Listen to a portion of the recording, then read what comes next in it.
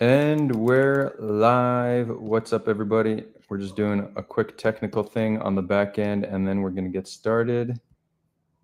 Hold on. Edit post. Tag Academic LA. There we go. Boom. Nice.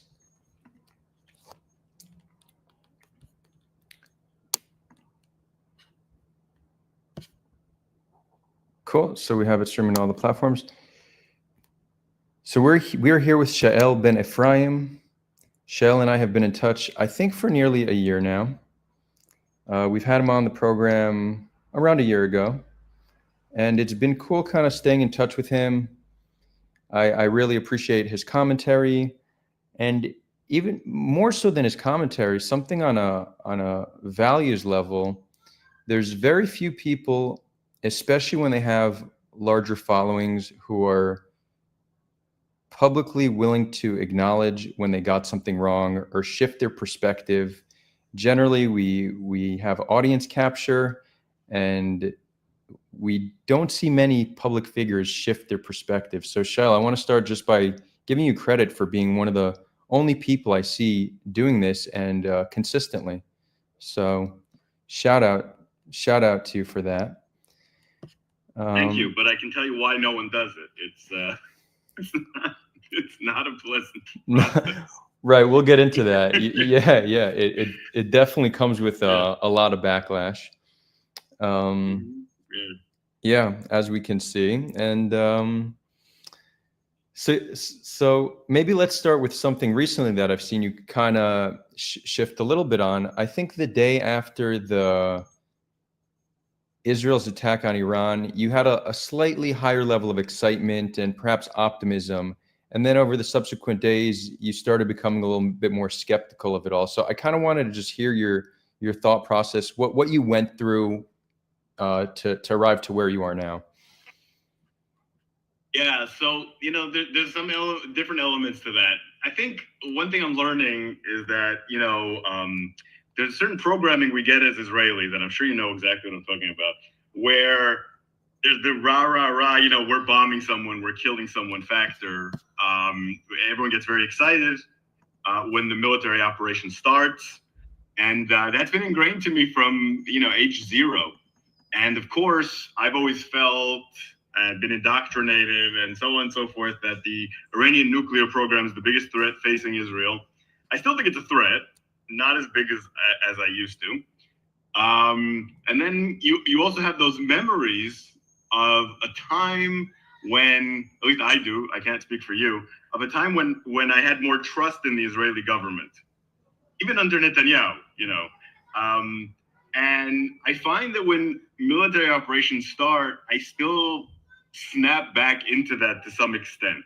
And people notice, I didn't go out and say this is a great operation or anything, but people noticed that I was like, well, it's good to take out the Iranian nuclear program, which it is.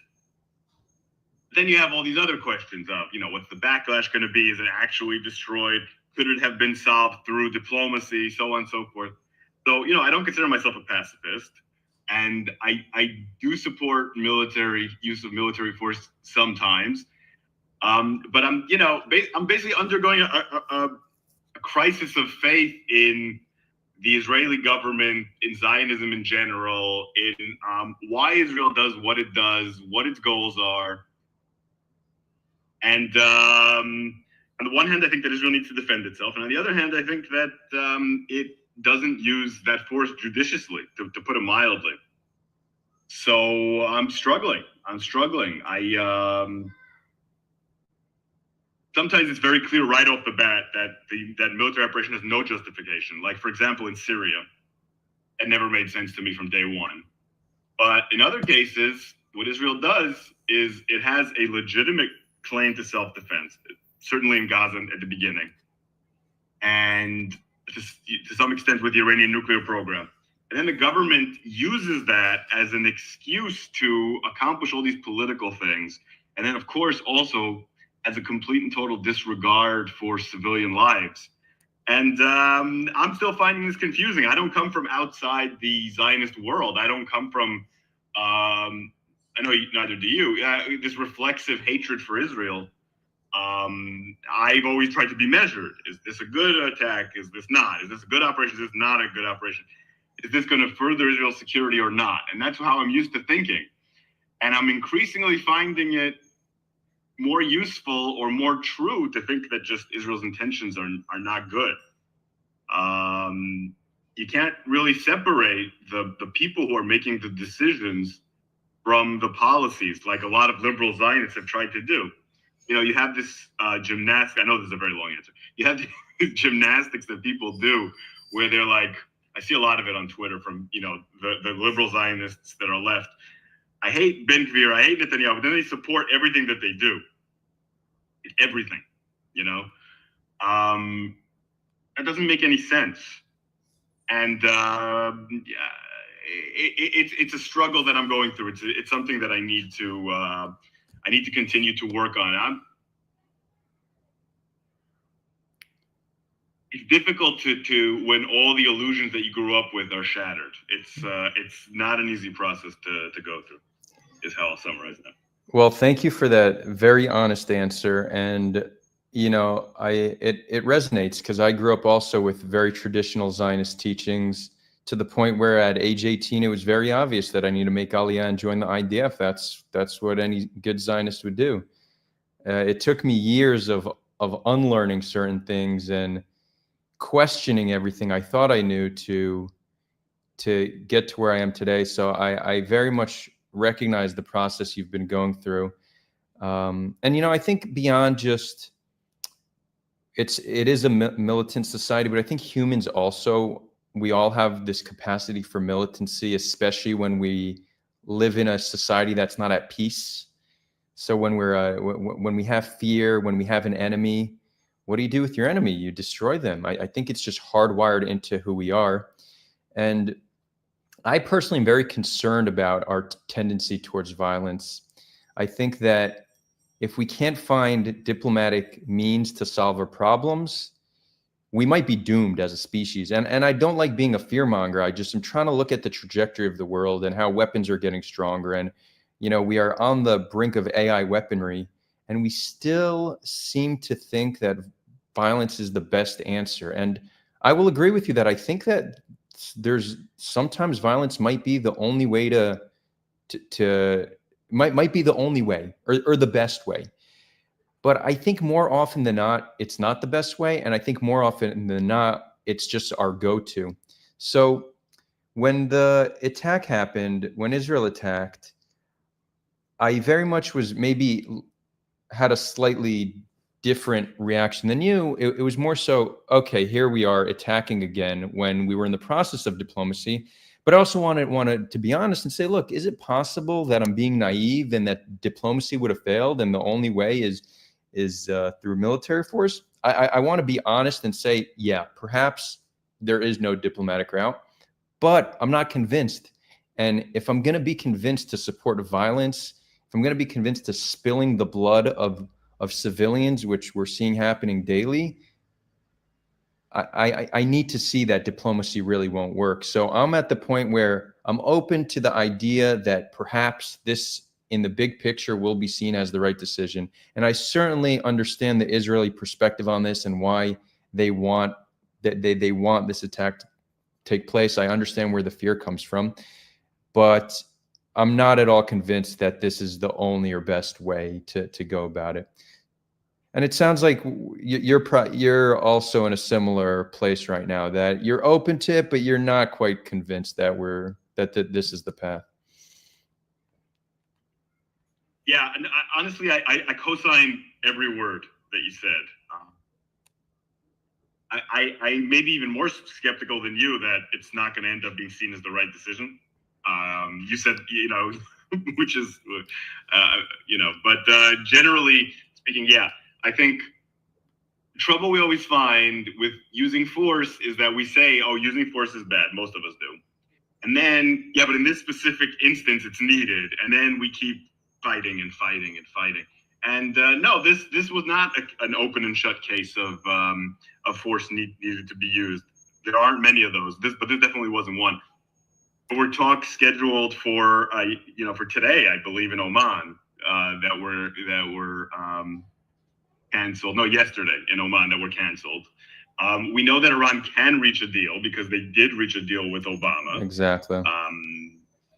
And it's not clear if, even if they are insisting on getting a nuclear weapon eventually, that this attack will push them back more than a deal would. So even if they're cheating, is it really changing the outcome? Right. And there's also the fear that they have the ability to develop a nuclear weapon now, which several experts I've read. I'm no nuclear scientist, but several nuclear scientists I've read said that they probably have the ability to do it now. They probably took out what they needed to do, or another country can give it to them. And Russia has already, at least according to Medvedev's tweets and some other rumors, volunteered.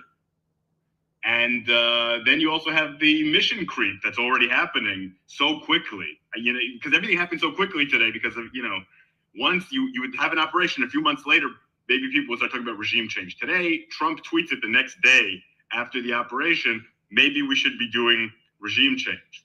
And then you have the Straits of Hormuz that they're talking about closing today. So, all these nightmare scenarios people have been talking about for years that might lead to World War III are already happening. Russia talking about giving nuclear weapons, shutting the Straits of Hormuz, all this sort of stuff within a day. So the escalatory risk out of this is enormous, and the potential benefits are actually quite modest. So it's going to be difficult to make the case that this was the right thing to do, because even if you end up now with the same outcome you would have had from negotiations, you have all these people dead. I know that doesn't interest a lot of people, but it should. And it's very unlikely that it stops here. It's quite likely that it spirals further out of control. And then, of course, it also has a toll that it takes on Gaza. And there it's postponing, if there was a chance of a ceasefire, and it's postponing the release of the hostages who are now coming back in body bags. And it's also you are probably following this too. There's a new militant strain in Israel, and when I say new, I mean the last 2 days. Like, I'm seeing a lot of people who were very moderate now, just like, I don't know, including all these journalists who were considered center-left, just talking about how great Bibi is and how this is a historical moment, and quoting the Bible and pictures of Netanyahu with lions, not from the Bibistim, right? From like normies. Yeah, that's the best way of putting it. I'm seeing normies acting like this. I haven't seen normies acting like this since the first 3-4 months of the war. Not backing Netanyahu fully, no. So something has happened there that could lead to Israel continuing in this path. And the more Netanyahu goes to war and then gains from it politically, the more he's going to do it. So this also could lead to escalations elsewhere. I already saw him talking about Pakistan and Turkey, literally.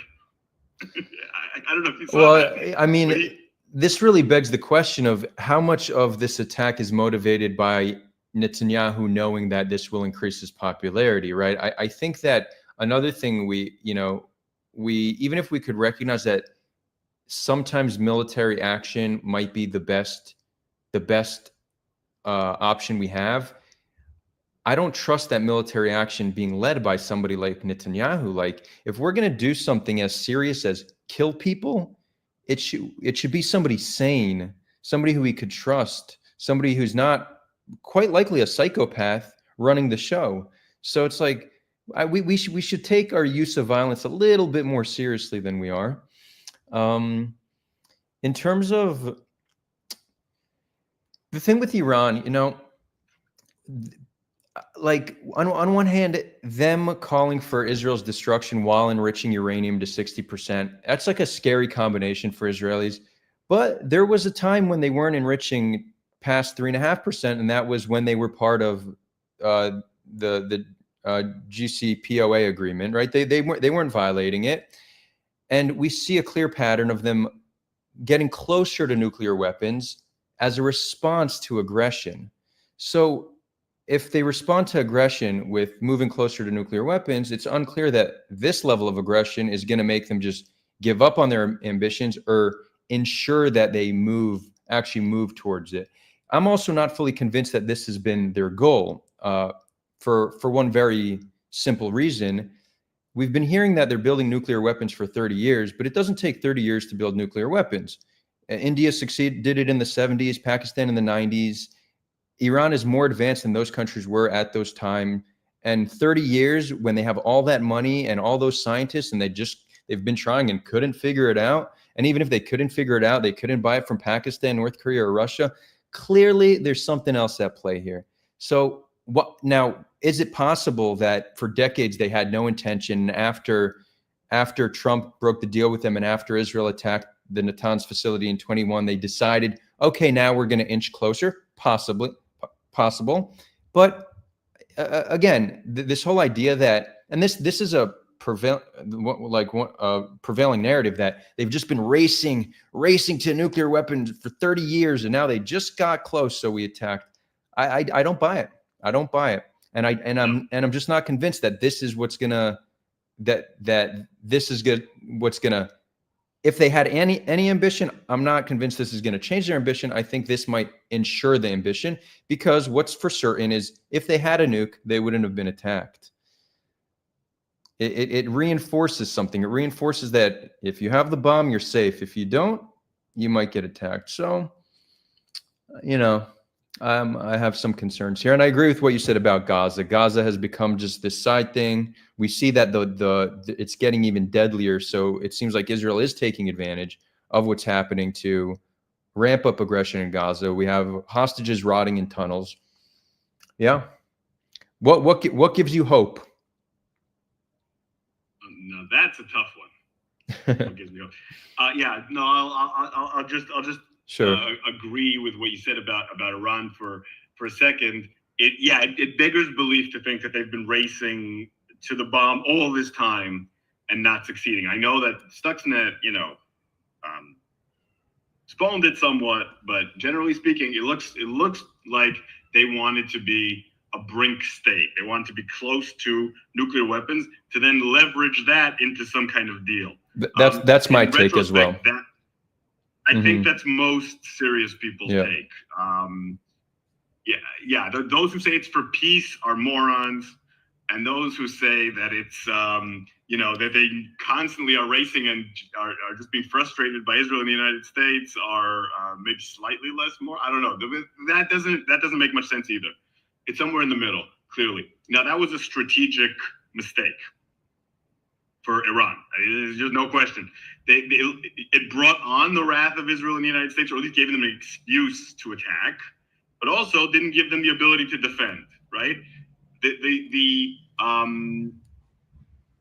responsible thing to do for them is either shit or get off the pot, right? Either you develop nuclear weapons and get the deterrence that comes with it, or you don't, and then you don't get the attention that comes with it. This seems to me like a terrible strategy. Like, one of the first things I thought when this happened, and no one was saying that, is how stupid the Iranians are for what they did.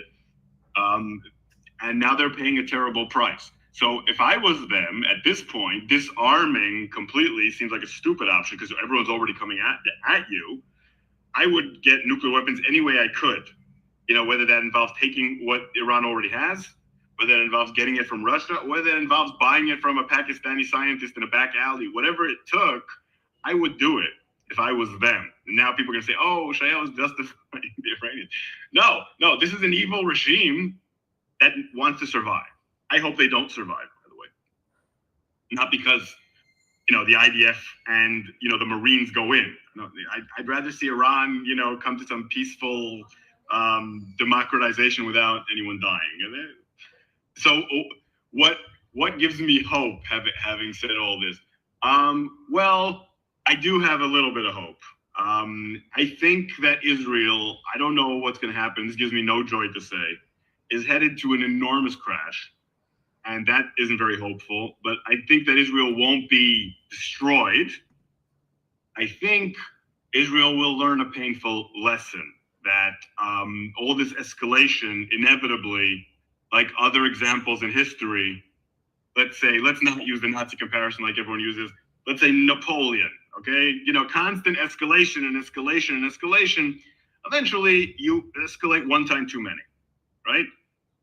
Eventually, it's gonna come back to haunt Israel, and I think that's going to be a unique opportunity for peace. After the first Intifada, Jews and Palestinians both realized that what they were doing wasn't working anymore, and that they needed to come to some kind of resolution. Israel wasn't going anywhere, and the Palestinians had genuine aspirations that weren't just, to kill people. I think that the price that the Palestinians have paid in this war is going to sober up a lot of their extremists. And I think the price that Israel will pay in the future, already paying to some extent, is going to sober up the Israeli extremists. And I also think that there's going to be serious sanctions against Israel from Europe at some point, and that's going to hurt Israel economically. And all that could lead to an opportunity for peace. And Israel has a way out.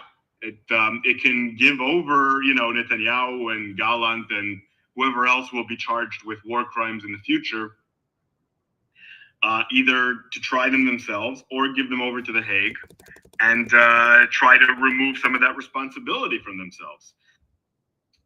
I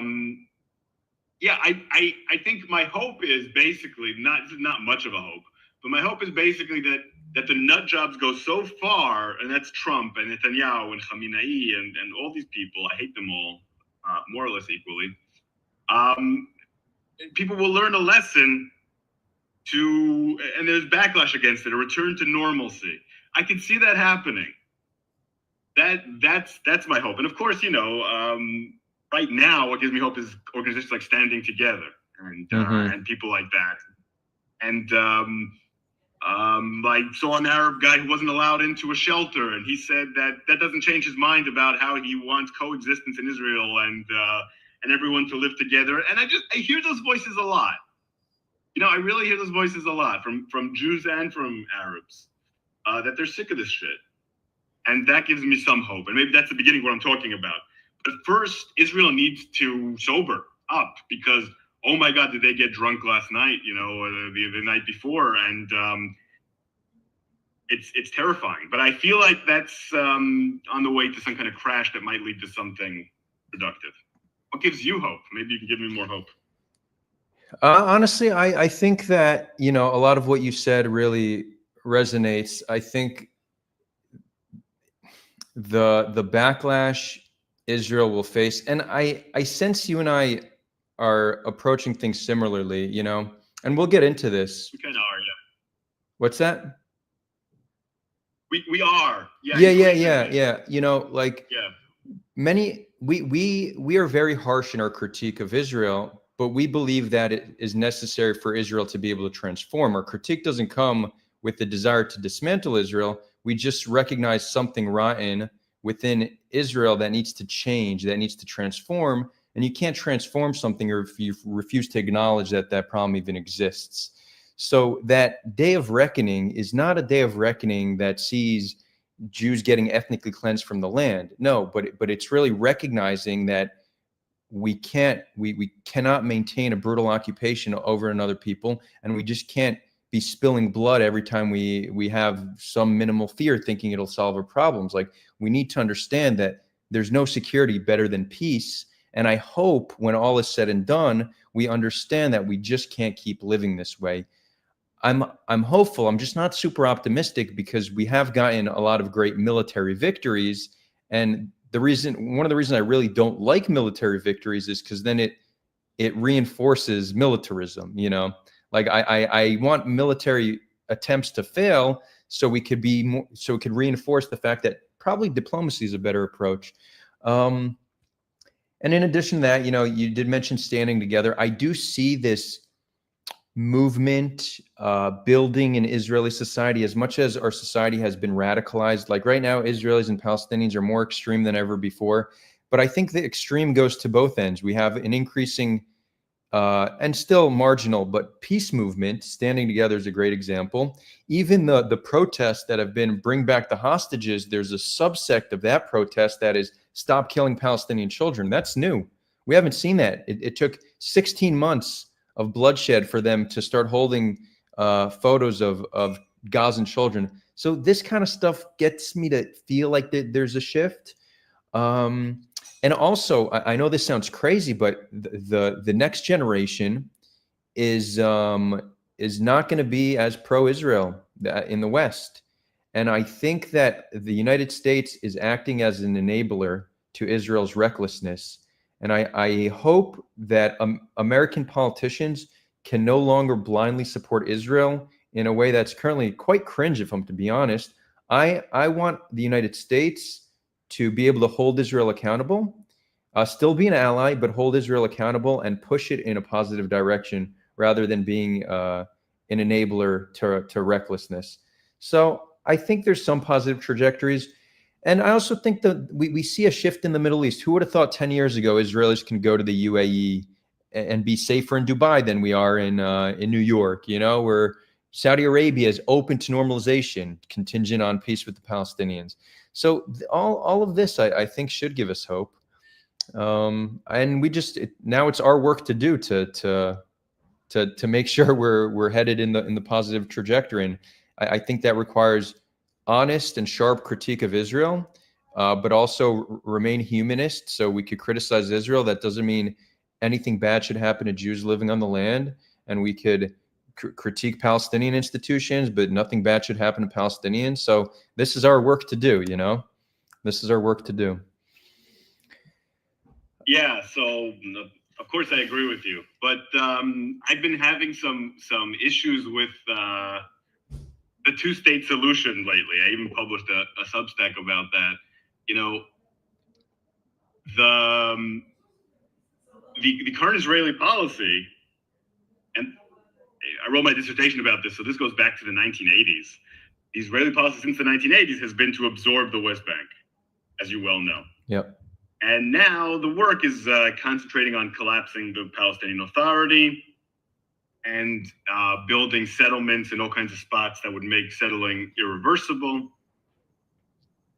and so on and so forth. I wonder if those of us who are two-state solution people, like I've always been my whole life, are just giving cover to that. You know, we say one day we'll remove the settlements, or one day we'll accept the Palestinian state, and it's becoming increasingly clear that that's not going to happen. It's becoming increasingly clear that where a fig leaf that one state settlers use as an excuse to absorb completely the West Bank, and most likely, once this nightmare is over, Gaza. Mm-hmm. We're a hated fig leaf, so you know we're despised for what we do, but then also we perform a service. You know, they always point to look at all those times that Israel offered a state to the Palestinians, right? Then they point to people they hate, who they wanted dead, some of whom they killed, you know, one of whom they killed at least, and then they're like, we offered all these things. Look, Smolanim Bugdin offered all these things. I said the left-wing traitors, in case anyone doesn't know Hebrew, offered all these things, and it shows how peace-loving we are.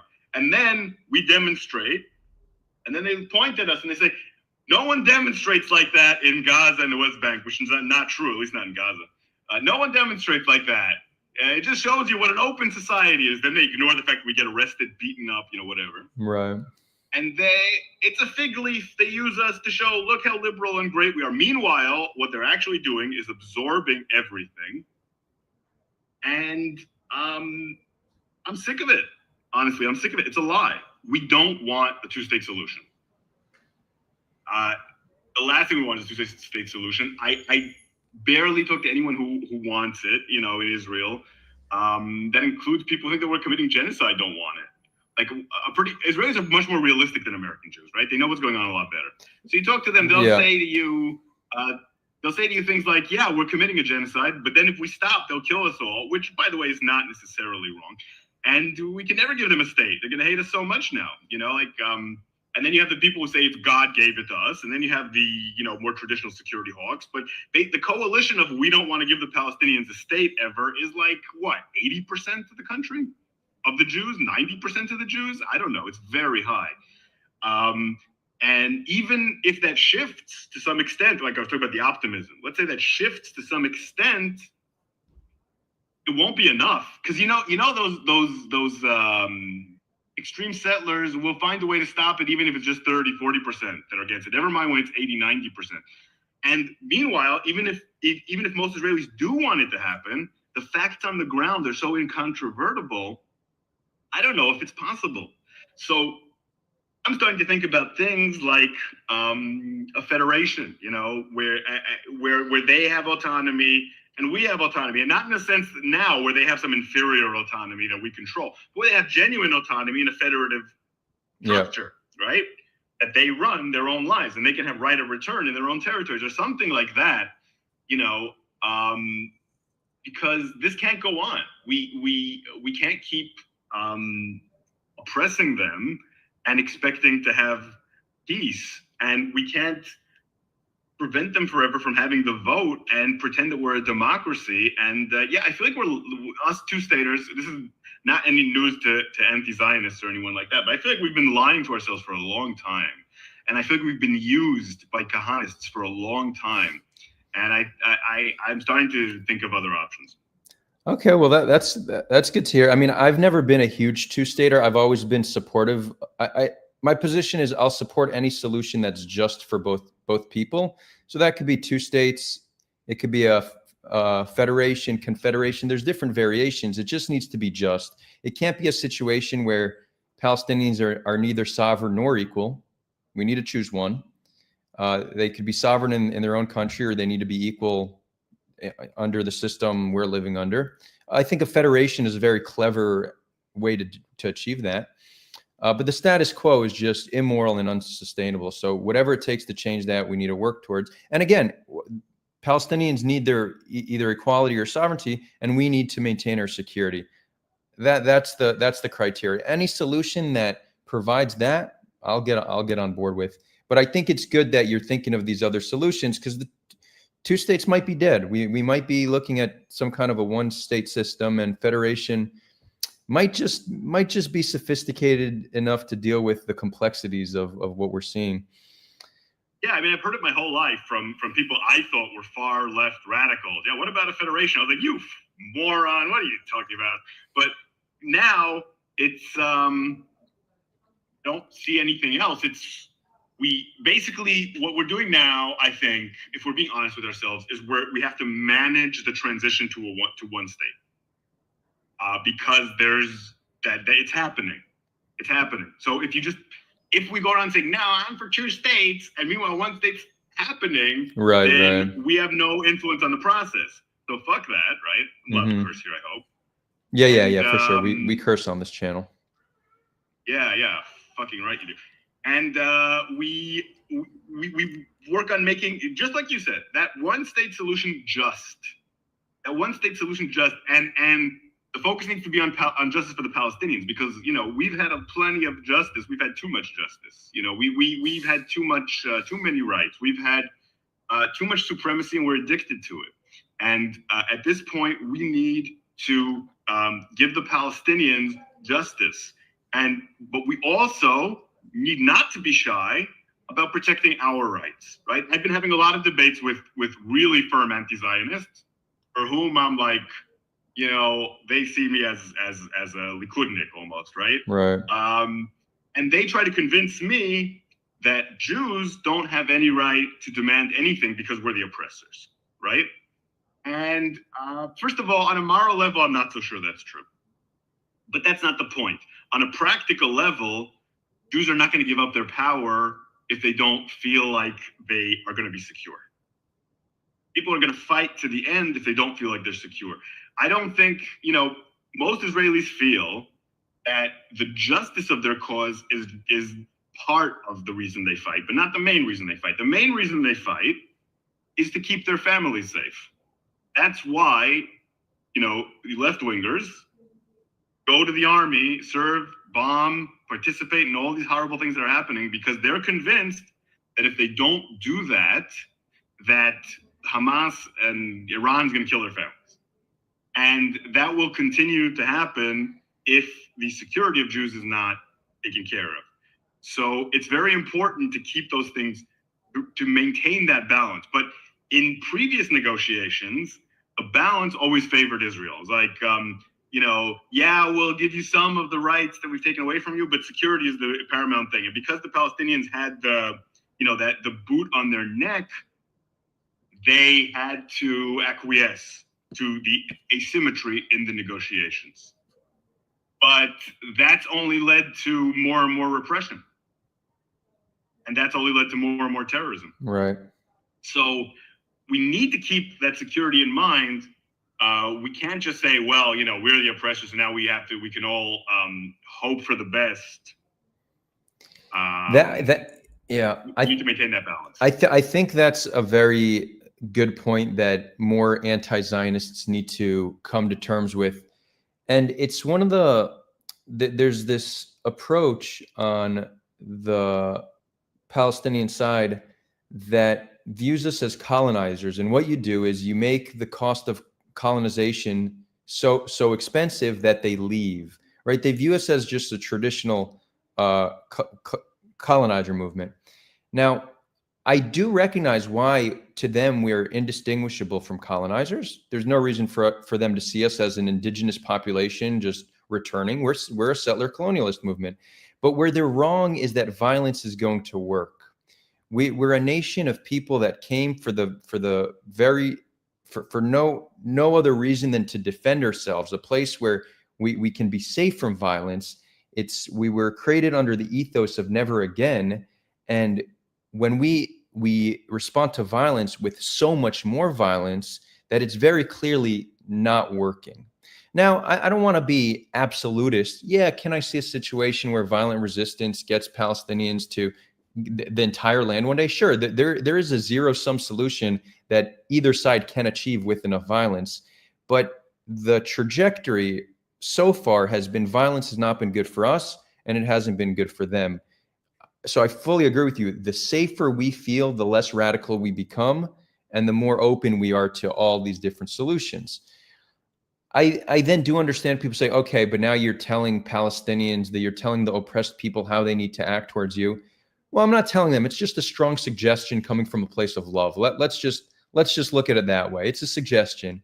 And I will go on to say, and if Israelis don't like violence, we need to give Palestinians peaceful means to achieve their goals. What we've done is we've stopped all peaceful resistance as well. BDS is anti-Semitic, and Jewish lobbies work to ban it in the United States. The first Intifada was primarily peaceful, and we responded violently. So yes, violence is likely not the approach to take with dealing with Zionism, but then Zionists need to open up the path to peaceful resistance and allow it to achieve something, because when you don't give people a path to achieve their goals, violence ensues pretty much 100% of the time, and we just need to recognize that. 100% agree with you. Yeah, I mean, when I say that Jews need to maintain their security, we've done that far too much. We've abused that to the point where saying that sounds very difficult. But like you said, it comes out of a place of love. We know that in order to convince other Israelis, that's the kind of thing that needs to happen. And of course, there is the danger that, especially early on in any kind of settlement, that there will be a lot of violence. So right. there are genuine security needs. It's not like Israelis are making up the fact that they're in danger. It's just that the responses to that danger have often been counterproductive. We can't just pretend that us on the left, we can't just pretend that none of this is happening. Not many of us are, but we can't. Right. Lack of security is real. I mean, I grew up where did you grow up, by the way? Remind me. I'm born in New York, grew up in New Jersey until I was 18, and then I've been for the past 14, 15 years in Israel, for the most part, with some travels along the way. So what year did you move to Israel? 2008. Okay, so you missed both intifadas, but you're there now for all this mess? Yeah, well, I was in LA for October 7th, but I've been back now for 4 months and a few times since. So yeah. I'm in the Galilee now. Yeah, I mean, I grew up through both intifadas. I had these horrific memories of suicide bombings. Shootings on buses I was on, and just a lot. Growing up in Jerusalem was a lot. The security risks are real. There's no point in pretending otherwise. But of course, in the long term, these will remove a lot of those security risks. And if you're already going to pay a price for lack of security anyway, then of course, like the more recent left-wing slogans go, it's better to have those pains for peace than to have those pains for war. I couldn't agree more with that slogan. If people are going to die anyway, then it may as well be on in a pursuit of a more peaceful solution. So we can't. Yeah. Hold on. Sure. Just 1 second. Yeah. Yeah, we agreed. I need my.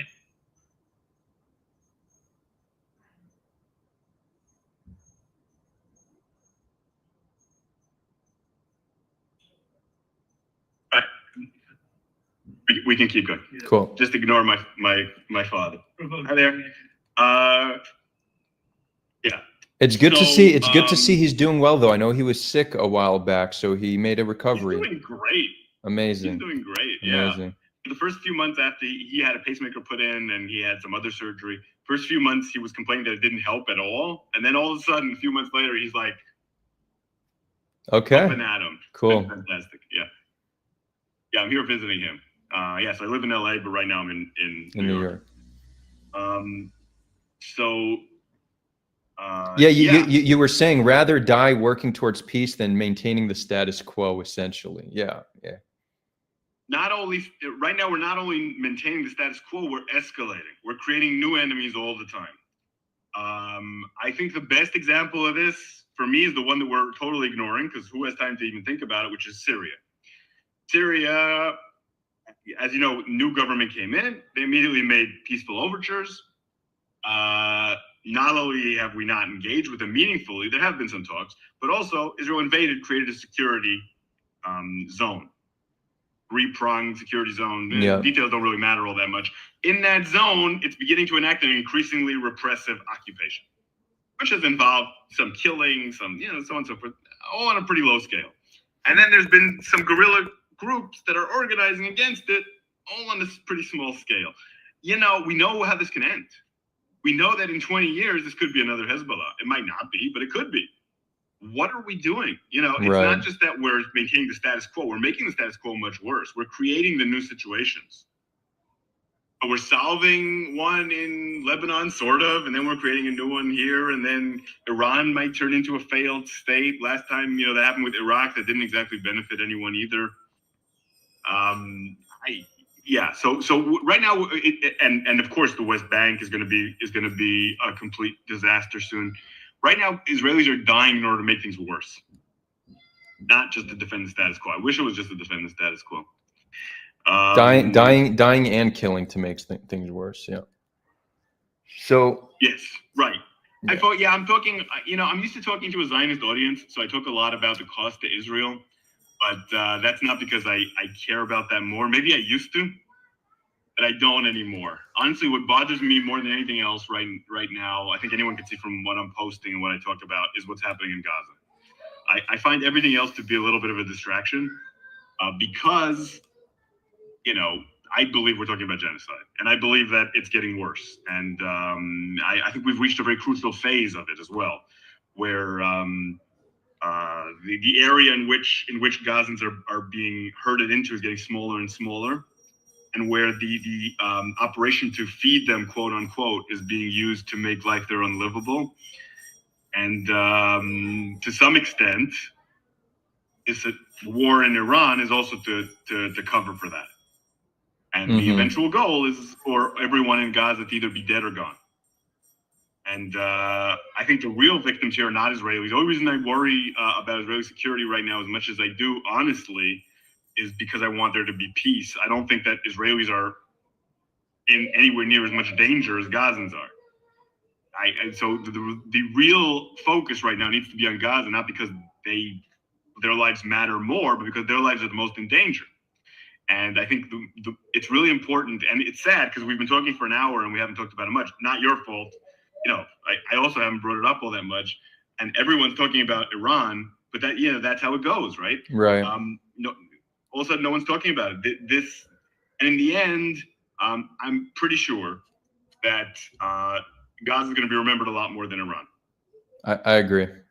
So I actually, before you continue, because this is, I did want to segue into this, because one of the things you've done as of late that did receive a lot of backlash is you came out and said you finally have been convinced that this is a genocide.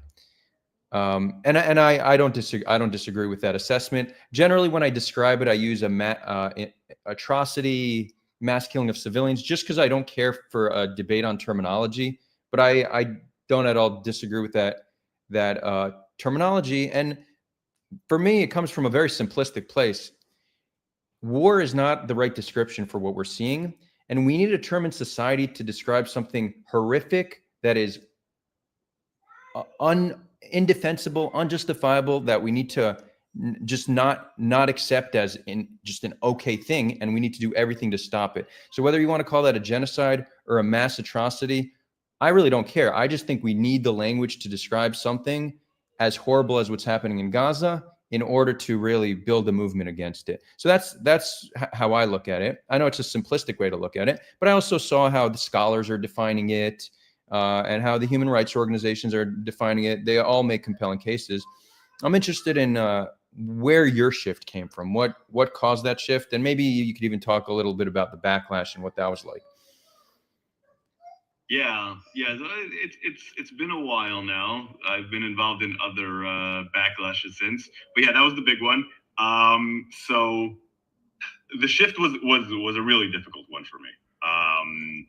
Not only do I still love my country, and I come from a family of Holocaust survivors, and that word is holy, and so on and so forth. And so for all those reasons, it's not a conclusion that I ever wanted to reach. I'm embarrassed to say it took me a very long time to even realize anything wrong was truly wrong was happening in Gaza at all. I supported the war early on. I thought that Israel had a right to self-defense. I still do. I thought at first that Israel was taking the lives of Palestinians into account in a satisfactory manner, somewhat, maybe not quite as satisfactory as I wanted. I was completely wrong. But things got worse and worse. And I think real turning point for me was the Sde Teiman issue, which doesn't have much to do with genocide, but changed my perspective on Israel irreparably. I have a friend who worked in Sde Teiman. Now he was stationed in Sde Teiman for a few days, and he contacted me out of the blue. I hadn't heard from him in a while, and told me, "Listen, this is happening there. You have a big audience. Maybe you should talk about it." And I said, "Well, yeah, but you were only there for a little bit, and what you're saying is pretty vague. Do you know anyone I could talk to who was actually there for serving there, like permanently?" And he said, "Yeah, I can totally put you in contact with people." And I did. I talked to 3-4 people. Some of them were like right-wing extremists. Out of the 4, 2 were like Kahanists, but they were shocked at what was going on there. They were like, I hate Arabs, but this is too much, basically, is what they were saying. And they told me these things that still haven't fully come out in the media. Like, it's just horrifying. And then I cross-referenced it, and I talked to all these people. And, I talked to the Wall Street Journal, talked to me, BBC talked to me. They looked at things, and everything checked out. And then I came out with this post that was very well backed up. And a lot of people attacked me and so on and so forth. And I started talking to people who were higher up, people who I served with, people who were close friends, people I talked to throughout this entire war about it.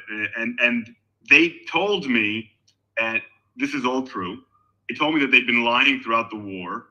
They told me that they'd been lying about a lot of other things. I had some very difficult and unpleasant conversations with people I really respect and care about. And I guess I was stupid to believe them when we were at war, but I did. I believed most of what they told me. And they were saying, listen, we're lying to everyone. Israel's doing horrible things. It is what it is. And that's when I soured completely on the war, because I still thought it was just a war at the time. I was like, I'm against the war now. I hate this war. And I started working very actively against it. Number of people being killed, the way people were being killed started increasing. And then, of course, I stopped taking seriously what the Israelis were saying, and I started taking more seriously what human rights organizations were saying, what The Guardian was saying, what other organizations were saying that I discovered were telling the truth when my friends were lying. Then I had a conversation that was the final conversation that really shifted things for me. I talked to someone who's in the army, who's responsible for a lot of the targeting decisions. And he told me that one of the main targets that they have are the water systems in Gaza. That the water systems in Gaza are something that they want to destroy in order to put pressure on Hamas. They figured that by destroying all the clean water sources in Gaza, Hamas will, surrender the hostages, whatever bullshit they told me. And, in the olden days, the IDF would map out the infrastructure, like I'm talking about like the Second Intifada, when Israel was committing war crimes, by the way. But in those days, they would map out the infrastructure to avoid it. Now they map out the infrastructure to target it. And that is such a tremendous difference when you think about it, right? Because it shows a philosophy of genocide that's intentional, that comes from high up. This isn't some soldier shooting someone and you're like, well, he's just a bad apple. Mm-hmm. This is coming from the very top. And this was something that was admitted to me with no compunctions, no problem. This is just what we do.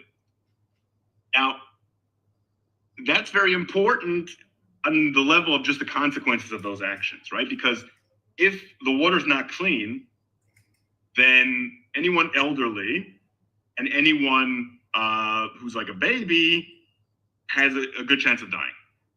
Anyone who's healthy has an almost 100% of developing parasites that can cause permanent damage. They know this. They do it anyway. And a lot of these targets, you can't say Hamas is in there because it's just water and infrastructure. We're talking about wells. We're talking about aquifers. We're talking about, there's no Hamas in there. There's no human beings in there. There's just water for people. And I think when people just like gleefully, yeah, we're blowing that up. We're mapping it. We're looking for it. They build a new well, we blow it up. I was like, this is symbolic of everything that Israel's doing in Gaza. And imagine what they're not telling me. Since then, I discovered some of what they're not telling me. And yeah, this is an attempt not to defeat Hamas, but to eradicate the population in Gaza. It's not that they necessarily want them all dead. If they all go to Somalia somewhere and never come back, that's fine. But they don't want them to exist as a people, and that's the policy. And that is considered genocide. Then, of course, you also have the hospitals. 12 every at single 12 hospital at in Gaza has been targeted. Yeah, and only 12 out of 36 are currently operable. Currently in operation. Partially. Yeah, There's and not a single right. hospital in Gaza that is fully operational. Right. At a time when you have you have a record level of injured and sick and lower capacity than in decades to treat those people. So that's intentional. Yes, That's intentional. And then also targeting ambulances. Of course, they say Hamas has used them. Yeah, Hamas has used them. But you can't target every ambulance because Hamas once used it. But that's what they're doing. And so, once you stop believing the lies, the picture is very clear. There's no, the only thing that was holding me from understanding was a stupid, innocent belief in institutions that are not well-meaning. And they never were that well-meaning. but they've become a lot worse. I think, in retrospect, the Israeli game was to maintain international law enough to have international legitimacy. And now they don't play that game anymore. The consequences of that are very severe. I think in a very cynical way of looking at human nature, not Israel right now, everyone who upholds international law is doing it for selfish reasons, right? Armies are not humanitarian organizations. But when you lose that pretense, when you lose that impetus to at least, check those boxes, a lot of people die as a result. And that's what we're seeing. And you have throughout the ranks, you have people who are coming from very extreme elements in society. And that's changing the army as well. The orders are coming from a very extreme government. And the ranks are, full of national religious people from the settlements. They are more motivated to serve than other people, and that shows at every rank, at every level. We've seen these videos of Golani commanders saying, everyone is an enemy. Shoot everyone you see. Yeah. Those are the orders people are getting. And it's at the beginning of the war, I saw all these videos of the soldiers, wearing the panties and so on and so forth. And I was like, this is a problem of discipline. But once you start seeing what the commanders are saying and doing, it goes all the way to the top. It's not just soldiers blowing off steam not under control. And I couldn't be silent. I couldn't pretend that this isn't happening. And it's a nightmare. Yeah, publicly, shifting from the wrong side of history to the right side of history is a painful process. But I commend you for doing that, and again, doing it in a position where it takes immense backlash. I know for certain, because I get these messages, that there's a lot of Jews and even Israelis that have been convinced of this throughout the past 20 months, but many of them didn't need to make a public acknowledgement of the shift. And many say, look, I want to do more. I don't. The Jews have two concerns, right? Jews who see that what we're doing is morally indefensible. One is, I don't want to add to the demonization of Israel. And two, I don't want to deal with the backlash. Dealing with the backlash, I get it. You don't need to be an activist. That's a choice. Like that's one of my disagreements with what many refer to as like the woke left, is that they kind of have this thing where you need to protest for my cause. You need to speak out. If you're not, you need to be an ally. If not, you're on the side of the oppressor. And I understand, I definitely understand that we should, motivate people to speak up and be involved in essentially fighting the good fight, but everyone has their own considerations. So I don't expect that from anybody. What I do expect, though, is that you're not a propagandist and acting in service of these atrocities. But so that concern I recognize. When they say I don't want to add to all the hate, I actually think there's a reverse effect. And I think this is something most in the pro-Israel camp don't understand. There's this so much anger that comes with not being blindly supportive of Israel. And they say you are helping our enemies. But I actually think the reverse is true in two distinct ways. When there's a mass atrocity being committed by the Jewish state in the name of protecting Jews, and it's being supported by the majority of the world's Jews, that is fuel to the fire, which is anti-Semitism. There's no world in which that doesn't fuel anti-Semitism. And I know this, even just this concept, many of our fellow Jews get offended by, because they're like, wait, are you blaming us for anti-Semitism? That's not quite what I'm saying. There's cause and effect. And here's an example I give them. If overwhelmingly the Muslims you met were supportive of terrorism, that would clearly fuel Islamophobia.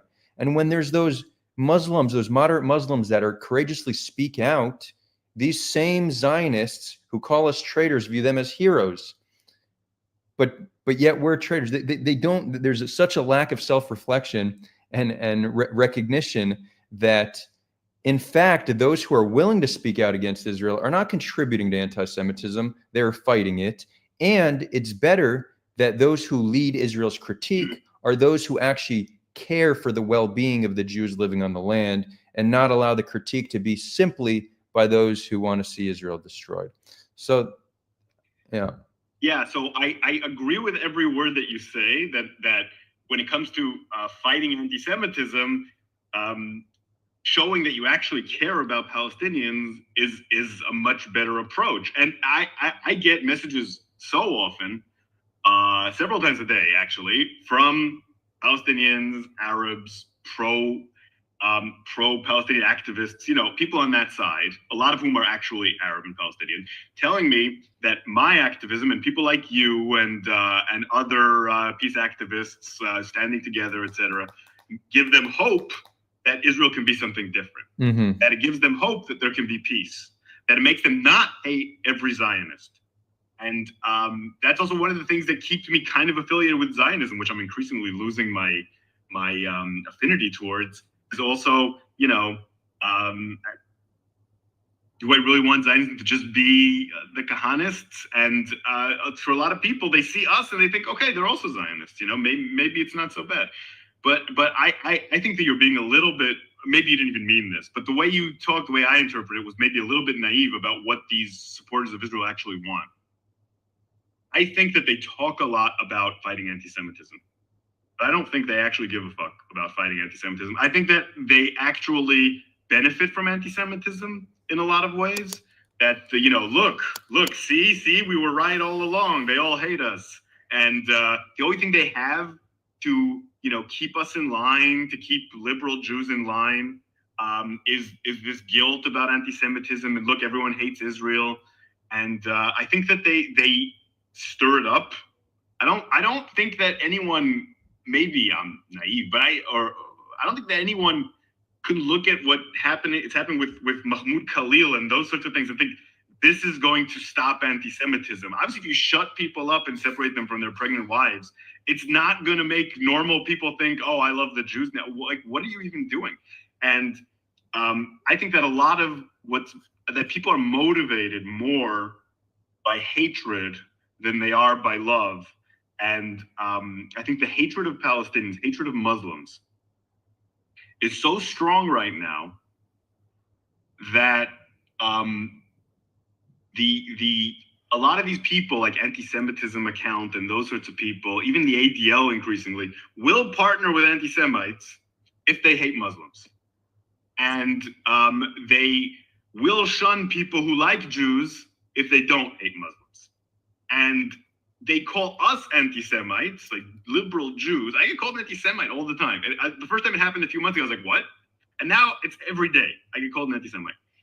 And actual anti-Semites are fine as long as they hate Muslims, right? And then if one of those anti-Semites, like Matt Gaetz, for example, who they defended when he said, Matt Gaetz is a great example of what I'm talking about, actually. Matt Gaetz came out and said that Jews killed Christ. And that, the oldest trope in the world. And all these right-wing Jews were like, it's not really anti-Semitism. They believe it from the church, whatever. Then he came out and said, Israel's occupying the West Bank, right? He said that like a few days ago. I was kind of surprised. And then they're like, he's an anti-Semite. He even said we killed Christ. I was like, yeah, you see, now you care. They don't care about real anti-Semitism, white supremacist anti-Semitism that actually has to do with Jews and hating Jews because they're Jews. They have a problem with people who don't like Israeli Kahanist policies, and they have a problem with people who don't hate Muslims enough. And I think that's what's happening. This isn't some kind of accident where they really care about anti-Semitism, but they're misguided. These are malevolent actors, and they take the genuine concern that a lot of centrist Jews have about anti-Semitism, and they use it to manipulate them and to make them think, and it's worked. I mean, on social media, it's insane. they make them think that the only anti-Semitism that's a real danger is the left. Meanwhile, the left has no power, none, nothing. The right is starting all these wars, exacerbating anti-Semitism, destroying people's human rights. And they're like, yeah, but what about, the left? What about that one congresswoman who has no power? Meanwhile, it's crazy. And it shows you that they're not worried about anti-Semitism. If they were, they'd see that these right-wing policies are causing backlash. It's about hating the Palestinians. And it's about defending Kahan's policies. And that's all they care about. And it's very transparent. There's a few people in that network of fighting anti-Semitism who actually care.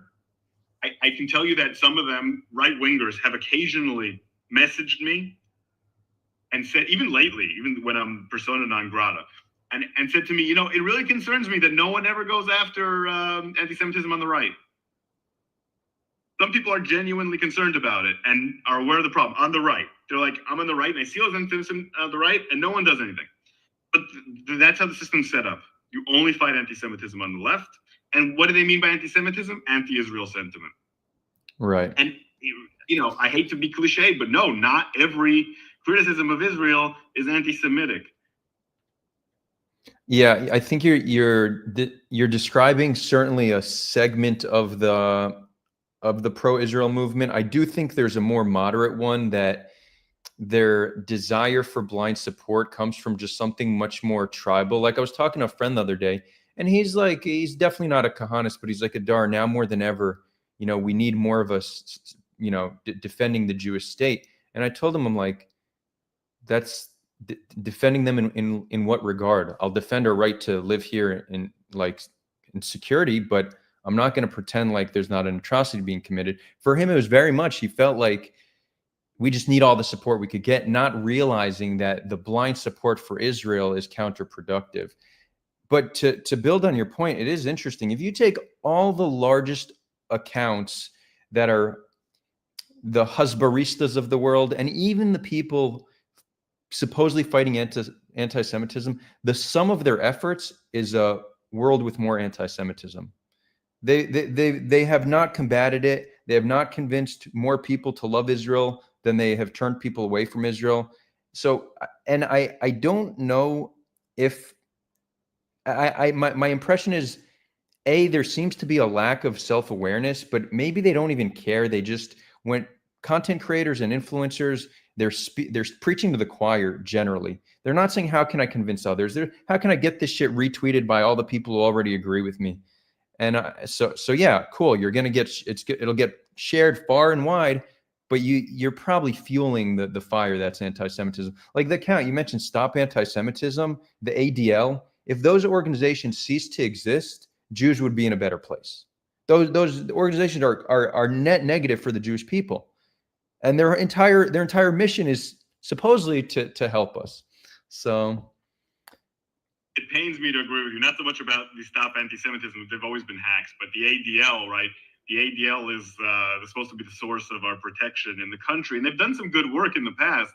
But I agree with you. I agree with you. At this point, they're causing more harm than good.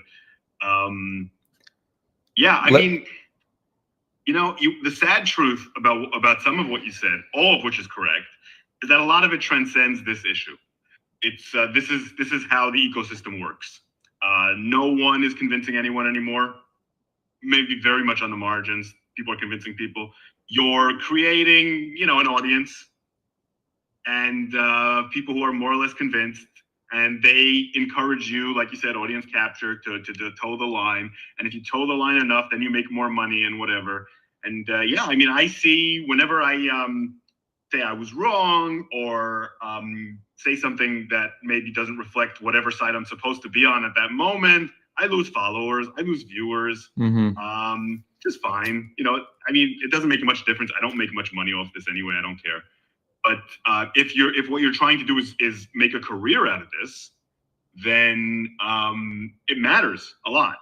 So you continue to say exactly what your audience wants you to say, and it doesn't matter so much if you're not convincing anyone else. And you can look at yourself in the mirror. You say, I'm standing up, unless you're in someone's pay or employ. But you can look at yourself in the mirror and say, I generally believe this. I stand behind what I said, and it's fine. Yeah, convincing people isn't really the point. Right. And the more extreme views, I think people know this, but they suppress this, create a lot of backlash. I can't tell you the amount of times that I've seen posts from like anti-Semitism thing, or that account, Uri, whatever his name is, Kar, or whatever his name is, that Kahanist. Oh yeah.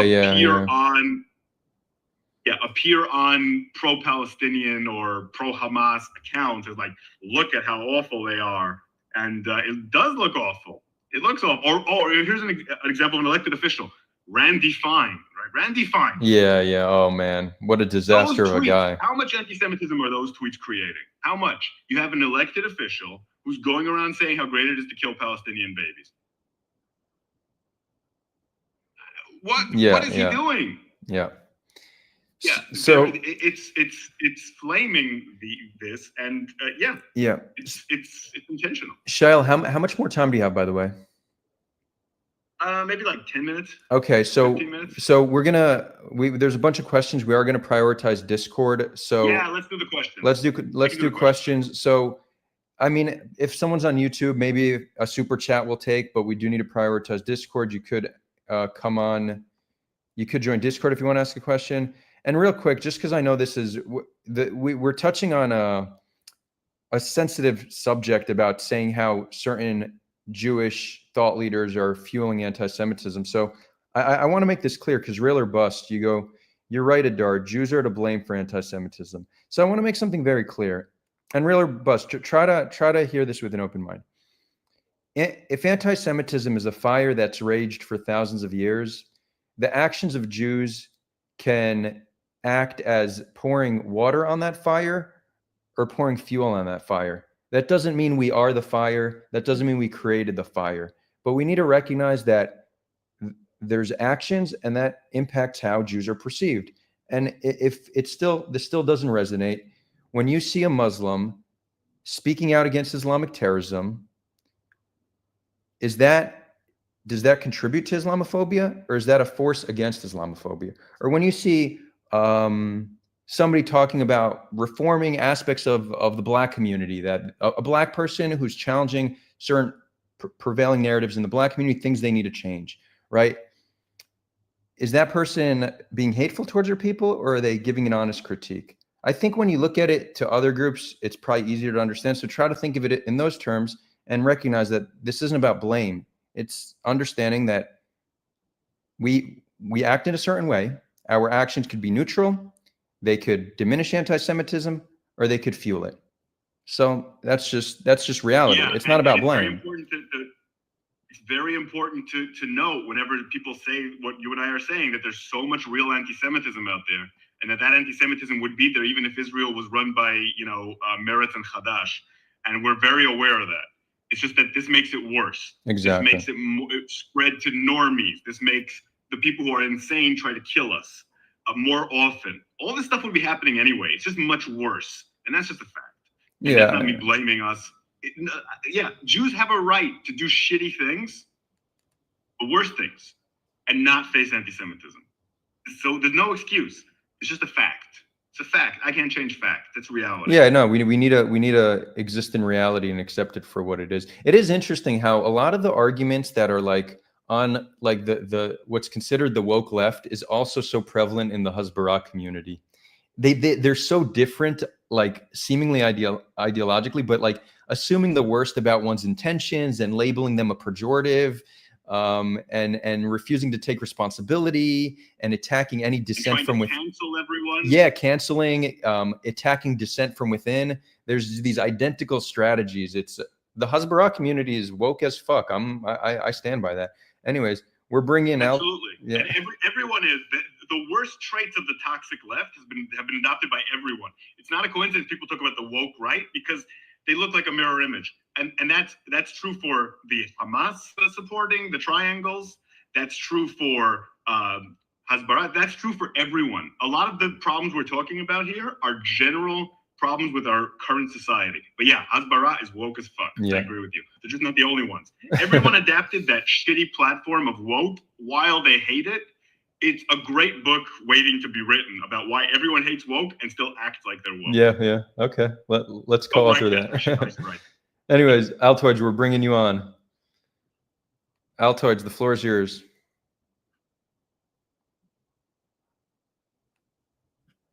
You're muted.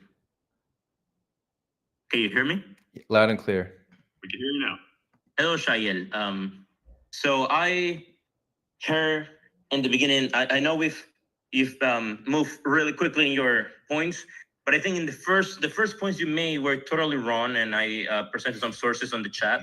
I don't know if you saw, but the point that you made about the Iranians complying to the JCPOA are completely wrong, and they have been proven by many different organizations, intelligence agencies, nuclear people who were in 2018 and 2019 who did investigations on the Iranian compliance to the JCPOA, show that they were not really compliant to it.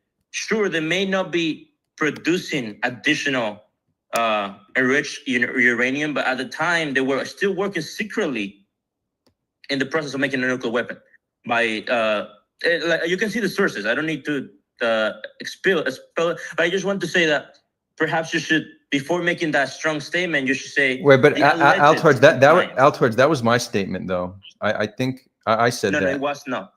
No, you said it, but he said it as well. You can see, you can look it up in the. Okay, I mean, I'm happy to respond to that, but Shell, do you want to give a response to that? Because Yeah, I'll give a very brief response. I totally agree with you. Listen, the Iranians are liars. They're murderers.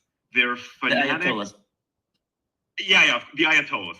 I have no, like everyone, I have no beef with the people. The Ayatollahs, I hate them. They cheat everything.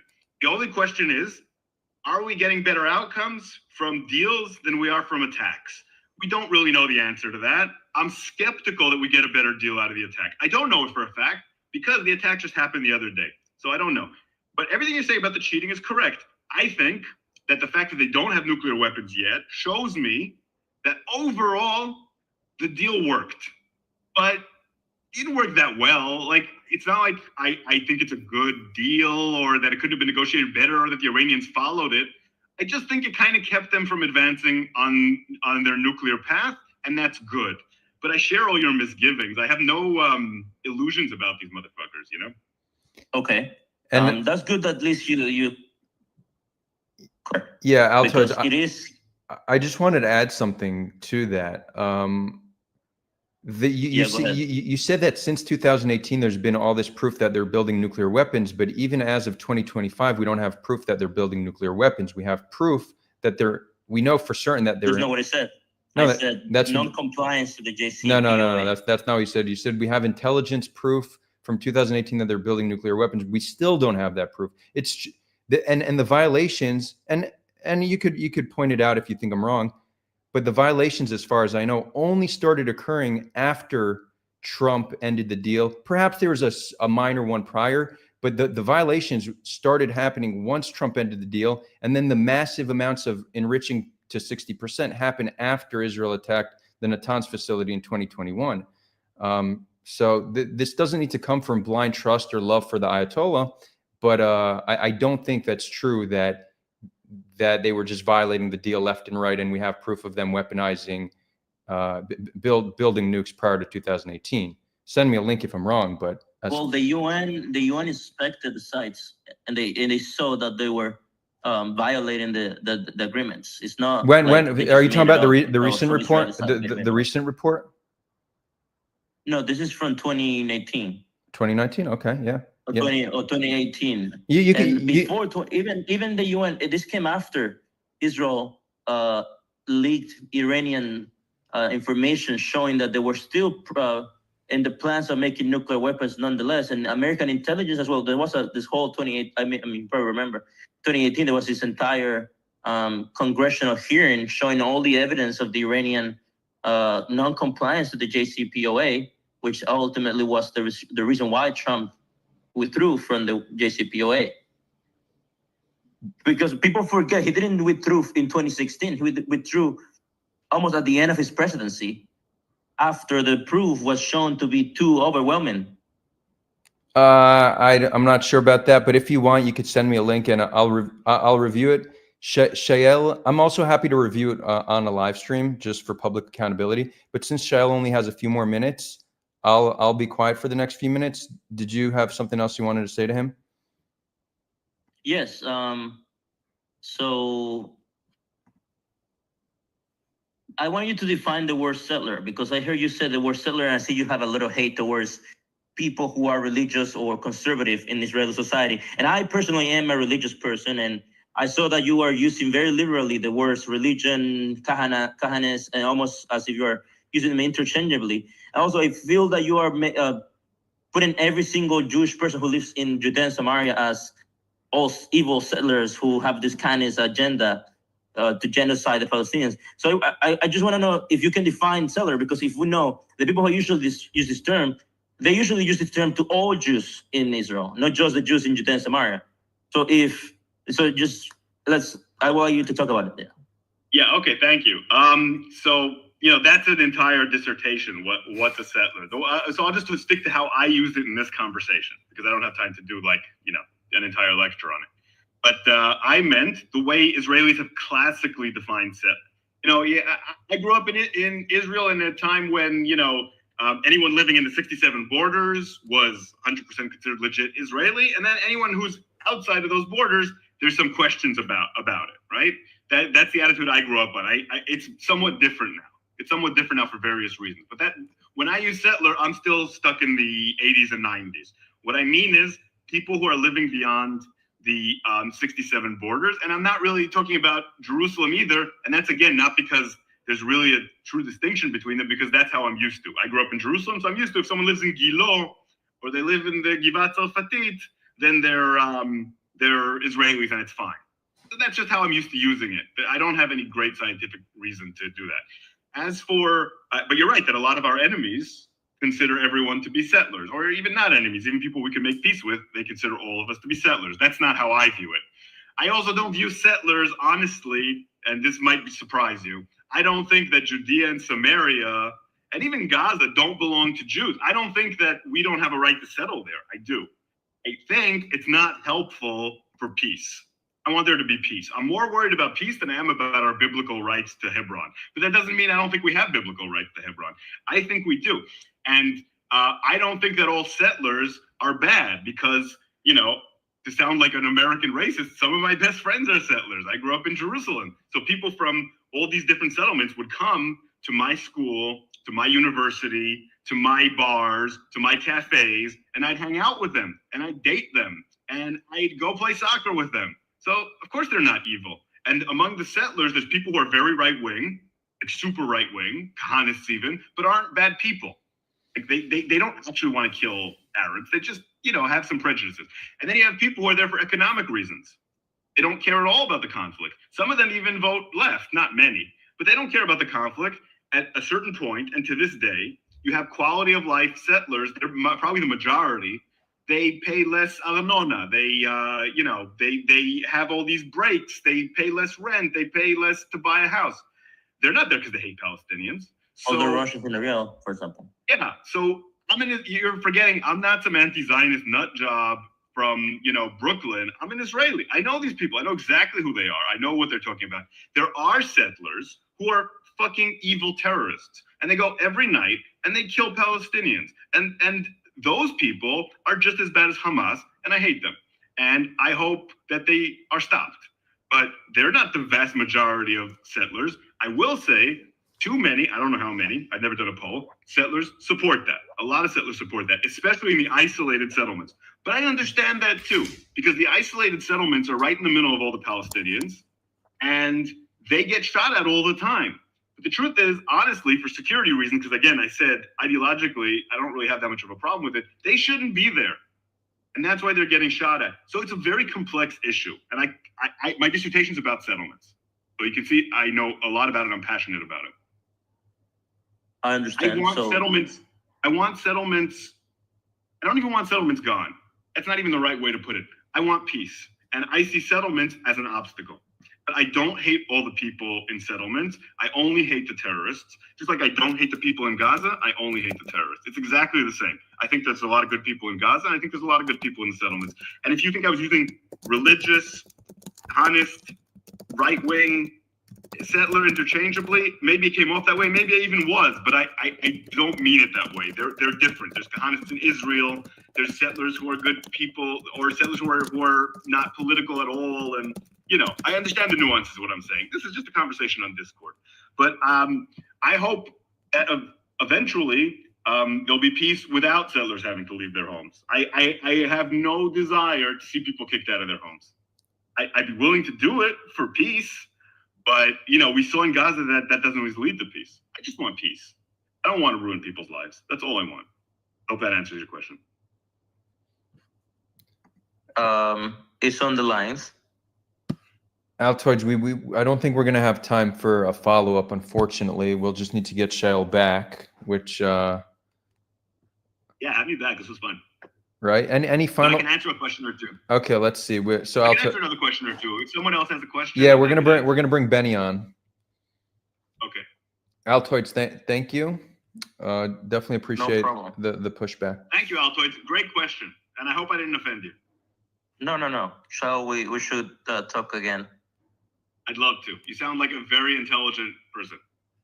I usually say that to people who ask me questions. He did an awesome presentation last week on Jewish history, which was fascinating. And tomorrow he's actually doing one on the conflict through the lens of music. So he does some cool stuff here for the community. All right. I'm not surprised. Yeah. Okay. Thank you for the question. Benny, what's up, man? Hey, Adar. How's it going? Hi, Shaiel. Hi. I'll just introduce myself. I'm Israeli. I'm pretty much where you're coming from in the sense of the politics. I identify with most of what you say. What I wanted to ask you or hear your thoughts about regarding Iran. I think we're looking at it very much from an Israeli lens, and I think the Iranians are less looking at it from an Israeli lens. I think the Iranians' whole nuclear project and all their military project is more of a regional hegemony thing, and Israel is just a ruse. Israel is just a justification for what they really want, which is dominance or influence in the Middle East. And I think we're missing a little bit of that, and that's why we don't understand what they're doing and how it. We're looking at it and how it affects us. I think the whole nuclear thing is much more to establish their stability, because they started in 1979, right after they took power. They were attacked by Iraq, and they had a bloody war. And they started forming Hezbollah and starting thinking of their whole coming out of that war, that they don't want that to ever happen again. And if we want to understand what they're doing and why they're doing it, I think that's more of the direction of how to understand, how to get into their heads. What do you think about that?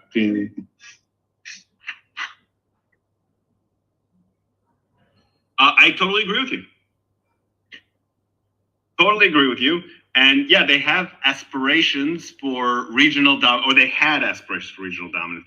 I think that all came crashing down during this war. Let's give Israel some credit for achieving some of their goals. Yeah. So that leads me to my follow-up, and you can go on. After that, sure. Is that sometimes. And this is as a leftist and somebody who believes in peace and negotiate and agreements and just let's live and not shoot people and live together. Sometimes, like what Israel did in Lebanon created a chain reaction that you can look at it as bringing, in this political, area, it changed the Middle East maybe for the better. And I have a problem with that because I don't like that, that these things work, but sometimes they do.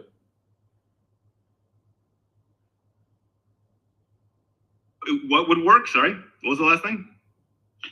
That the fact that we, what we did in the Dahya to the Hezbollah and what we did in southern Lebanon, and that whole we went in there like there was no tomorrow. We demolished villages in southern Lebanon like it was Gaza, the thing about the war, the thing about the war with Hezbollah was that it was very different from Gaza, and we'll see how different it is from Iran. Iran's new, right? It was very different in the sense that you had a pursuit of a diplomatic agreement at the end of it, and it was achieved. So you had a strategy of reaching an agreement, and so basically military force was used to advance an agenda, a diplomatic and political agenda. So that's why it worked. In Gaza, it hasn't been used to advance a political and diplomatic agenda at all. No, that's I why agree it hasn't. in Gaza, no. But Iran is a continuation of that. Yeah, so if Iran continues the way it looks, it's going to be a disaster because they're saying we have these targets and we're going to keep bombing until Iran surrenders. And that will lead nowhere. So I agree with you about Hezbollah, and that's a credit that the Biden administration deserves that they don't get. They sat with the sides, they negotiated, and they got a deal that was very good for Israel.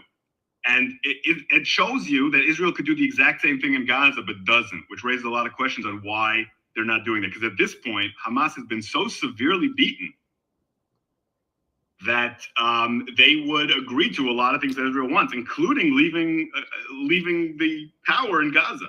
So Hezbollah is a good model for the use of military force to achieve a goal. And that's why. Yeah, I think Gaza is a totally different story. Gaza is Israel. I think the unstated but pretty clear policy there is to make it unlivable for Palestinians, and in the end, somebody will take them, or somehow that's what this government is aiming for. They're not aiming to get Hamas out and then let them live in peace. Yeah. Cool. With that, any final thoughts on your end, Shaiel? Anything you want to leave us with? Thank you, Benny. Yeah, I mean, I love some of the questions and some of the comments, and I think that chat's popping off right now. There's fighting left and right, but it's not. Yeah. I'm rooting for whoever's louder. The last comment is a real reminder of how it's important to have military force, but you have to tie it to some strategic and diplomatic objective. And Israel couldn't not fight its enemies. It had to. It was put in that position on October 7th and earlier than that.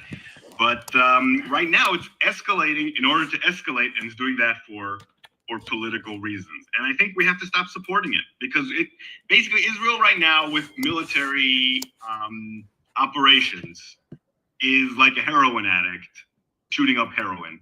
They need more and more heroin in order to keep the buzz going. And in this case, the buzz is Netanyahu staying in power. That's the buzz. And they'll keep doing it as long as we enable them to do it. And we, as supporters of Israel and the United States and anyone who supports us, we need to just stop. Because eventually it's going to end with an overdose and it's going to end with a death. And stopping is through agreements, just like the one that we did with Hezbollah. And hopefully one that we do with Iran, and hopefully one that we do with the Palestinian Authority. And then we can start thinking about actually resolving this conflict. Amen and inshallah to that. Shaiel, thank you so much. This was great. As I said, when I started this, I said it's been nearly a year since you've been on. I don't want it to be another year till we have you on again. So you'll be hearing from me at some point. Okay, happy to do it. This was a lot of fun. Awesome. Thanks to everyone for their amazing questions. Thank you, man. Great. So now we are going to switch the format a little bit real quick. We're going to remove that from screen, but I am going to, there's still some, hold on. How do we want to do this? Okay. To those on Discord, now you get to see the back end. I still need to find a better way to do this, but y'all can see the back end now. Cool. Okay. I found that very enjoyable. There's some commentary here that I want to respond to from the very beginning. Do y'all notice that I have some days where I'm just not as sharp and articulate as other days? I feel like that I'm having one of those days and I can't quite put my finger on what causes it. I think since I've been back in Israel, all my streams are at night and often after a big dinner, but I definitely feel the effect. So I who knows, maybe y'all didn't even notice. I'm very hard on myself, but I feel like right now I'm not at my sharpest. So please bear with me. So Nice, thank you for this question. Are you ignoring the role of religious extremists and how it has fueled the violence for decades? So I personally, the way I look at religious extremism, both settler violence and Palestinian violence, if that's, I imagine, is that the religious extremists you're talking about, like Palestinian extremists? I am less interested in the action of extremism and more interested in what is the conditions that lead to that extremism. I think that if there's segments of society that are extreme, one solution is to kill them or jail them. But again, that's a very serious decision to make, and it's often unsuccessful. And sometimes it fuels more of that same extremism. So I think it's better to, I like to view that as a symptom of some problem in the environment, some challenge, some failure of an institution. And I think that's how we need to look at it. So, Palestinian society prior to Zionism was actually one of the most secular societies in the entire Middle East. The Islam, how do you say that word? The radicalization, we'll go with some easier lingo when I'm in my slow mode. The radicalization of Palestinian society did not happen in a vacuum. And I would go on to say, even if Palestinians were all atheists, they would still resist their oppressor. And I would say that the religious component makes the conflict harder to solve. I'm not saying it doesn't play any role, but Palestinians are people who are responding to another group of people that came and took what was theirs. Generally speaking, more often than not, and by more often than not, I mean almost always, people respond to that in violence. And when you're oppressed or you're in a prolonged conflict, you become extreme. So I recognize extremism exists. I just don't think focusing on the extremism is the solution. I think focusing on the system that creates it is the solution.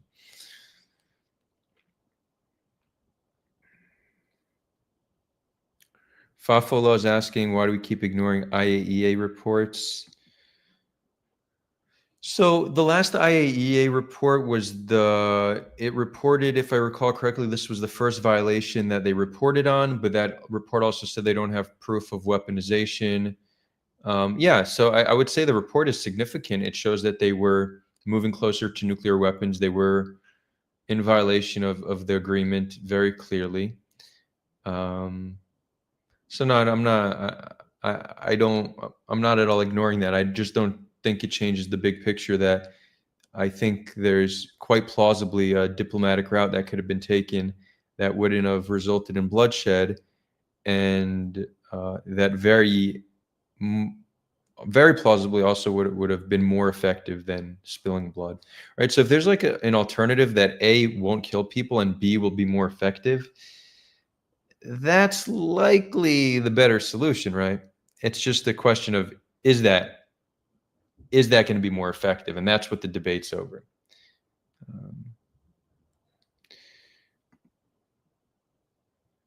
Lisa H says, are you not a little naive to think that Iran would not nuke Israel if they could? Most Iranians I know always talk about how naive the world is when it comes to the regime. They are fanatics. Well, Iran nuking Israel would be suicide for them. I don't think they are that irrational. No, I don't think they would nuke Israel. I think if their intention was to build a nuke, which, as I mentioned, I'm not convinced of, because I think if this was their ambition for decades, they would have one. You could say it hasn't been their ambition for decades. It's been their ambition for years. If you want to make that case, I'd say, okay, possible. And so for years they've been trying and they haven't gotten there yet. I think that's a position that could be defended. But had they had one, I think the most likely reason for them to have one is to act as a deterrent. And I think more likely than them using it, it would be giving it to like one of their proxies to use as like a dirty bomb, because why would they want to commit suicide like that, you know? Zimrat Yaz saying Iran firing on a U.S. base in Qatar. Is that right? That would be a pretty serious escalation. Not surprising. What do we want to look? What site? CNN or something? Iran fires missile at U.S. military base. Well, you know, interesting. I guess they are not scared of escalation. I was talking to my partner this morning, my co-founder at Head On, Adam. Many of y'all know him. And actually, this was last night. And he asked if I thought this would lead to escalation or de-escalation. I said, it's hard to know, but I think there's a better chance it de-escalates, because I don't think the US wants to escalate, and I don't think Iran wants to escalate, and Israel already got their win in a large regard. But looks like Iran ain't playing. It looks like they're inviting in this escalation. They're saying, nah, bring it on, motherfuckers. Okay, well, I mean, I understand them, but that's unfortunate. Definitely unfortunate. Swap, I see you joined the stream. I don't know where you even got the link. I didn't drop the link, but if you want to hop on, I'll bring you on. You just either need to put your camera on or you need to change your cover photo, because that stock cover photo is just not acceptable. Nisa asked, the right of return would end democracy for Israel, don't you think? Right of return would definitely create a demographic concern for Israelis. Right of return could work in a two-state system. It could also work in a federation system where you would have like a system of checks and balances. Communities would have more local autonomy, and you could have a system where you have like a parliament that's 50-50 Jewish-Palestinian, so no side could dominate the other politically. I think so. I think like that right of return could work. Slater goes, massive respect and appreciation for both you guys. You helped me realize that not all Israelis are unhinged Nazis. I'm bringing this up because it's kind of what Shaiel and I were talking about, how the sum total of the efforts of the Hasbaristas is fueled to the fire that's anti-Semitism.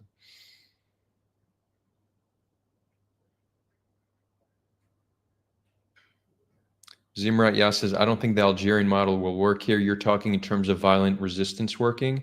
If that's what you're talking in reference to, then I agree completely.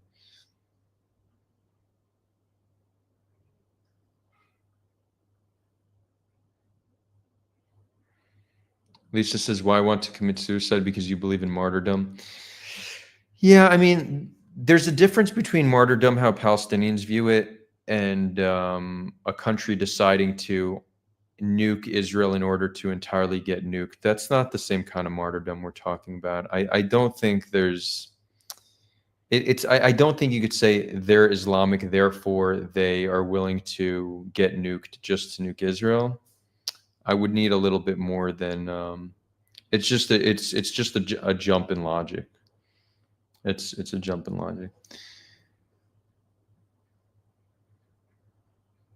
And I'm not even sure you can find a situation, like, I'm trying to think historically. You do have a few societies that were willing to die, not a few, many, like willing to die for whatever cause, whether that's as a soldier or kamikaze pilots in Japan or suicide bombers, Palestinian suicide bombers. So you do have examples, but on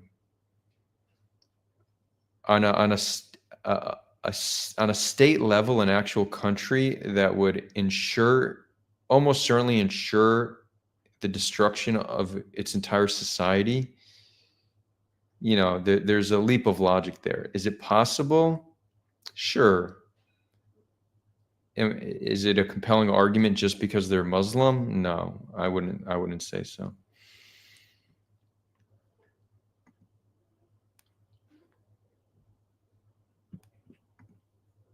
Swap, you want to hop on? This guy. Swap. What's up? Can you hear me? So weird. I have literally somebody here in the studio with me. Didn't share the link with anybody. Guy's name is Swap. What up, Swap?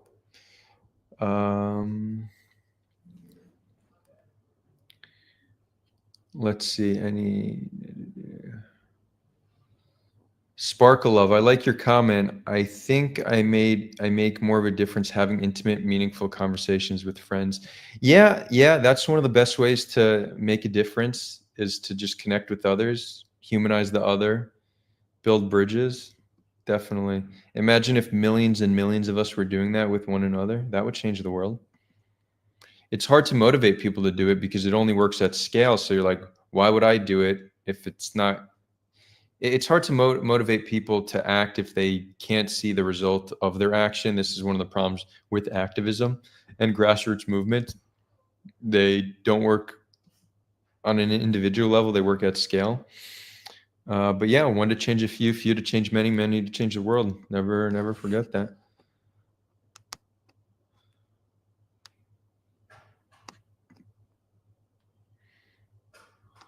Oh, CD Light, are you still here? I really want you to be here to listen to this response.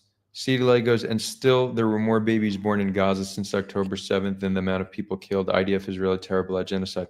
First of all, we don't know that. You are referring to a meme that was widely debunked. And essentially what they did was they looked at population growth based on CIA World Factbook estimations from 2021. They put projections for multiple years into the future.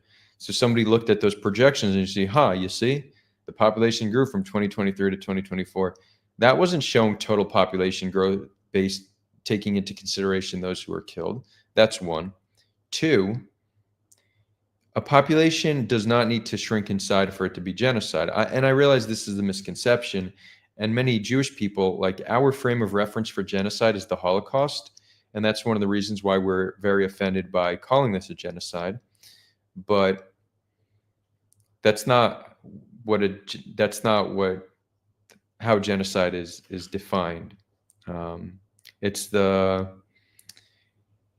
I could pull up the exact definition, but in short, the terminology they use is the destruction of a people in whole or in part, and then there's a lot of other criteria. Now, in part what does in part mean? That could be one person. So the way they interpret in part is the significant part of the population, significant enough to affect the population as a whole. There's a level of subjectivity to it, sure, but then when you take into consideration that there's just been a systematic destruction of vital civilian infrastructure, from hospitals to water sanitation to water desalination, that's their ability to turn salt water into fresh water, cropland, power plants, just destruction of homes.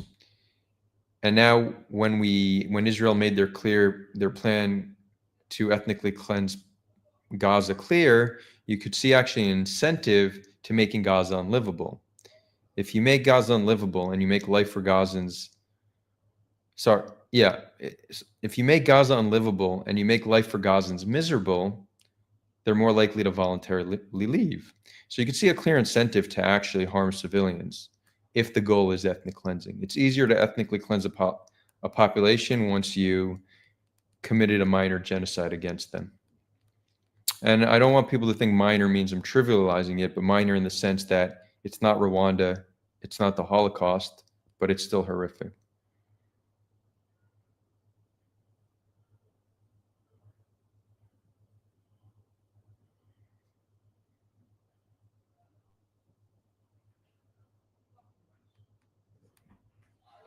Alex says, typical propaganda construct. There are so few of us. We are allowed to do what others, more numerous or not. I don't know exactly what you're referring to and who us is and what actions you're talking about, but it sounds quite entitled, which is something many victims have. So oppressed people often adopt a victim mentality. And one sign of this victim mentality is that they're entitled to act a certain way and others can't. So I don't know exactly what you're talking about, but my perception of your comment is that I think I'm guessing you've adopted a pretty strong victim mentality and you feel entitled to act differently than other people. Don't expect others to accept that. It's the same that was done to Native Americans. Niece, what's that in reference to? I mean, Native Americans were genocided pretty badly. Oh, you're saying they were hit, they were harmed in order to ethnically cleanse them. Their lives were made miserable in order to get them to voluntarily leave. Interesting. So Alex says, I'm talking about many of my Israeli friends. Look at us. We are so small. Sure. But what about us being small? What do you think we're allowed to do that others aren't allowed to do? I'm interested. Altoids, you're still here. Did you want to share something? Does anybody want to hop on? Hello. Yeah, wait, hold on. Real quick, I see one question here. Hold on. And then I'll give you the floor, Altoids. So this is from Soap with the Prize.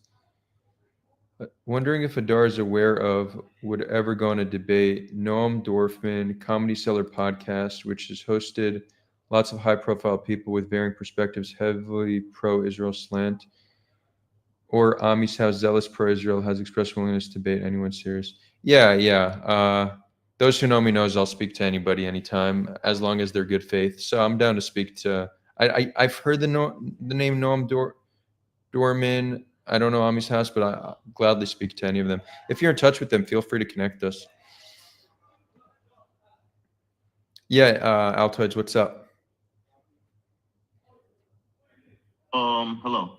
So, yeah, you wanted to talk about the Iranian non-compliance of the JCPOA.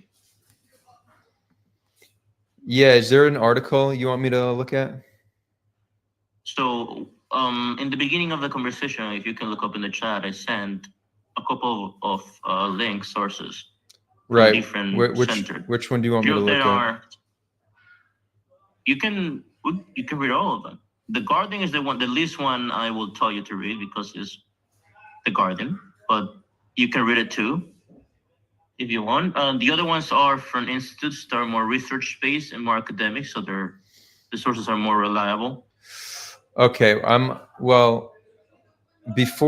happy to look at them, but it seems like some of these are think tanks.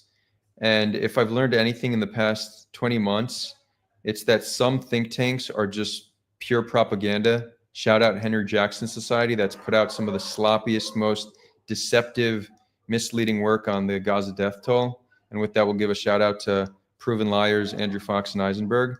So before I take any of these seriously and even give them the time of day to read it on stream, I need to look at a little bit more of what they've done, because a lot of think tanks are funded by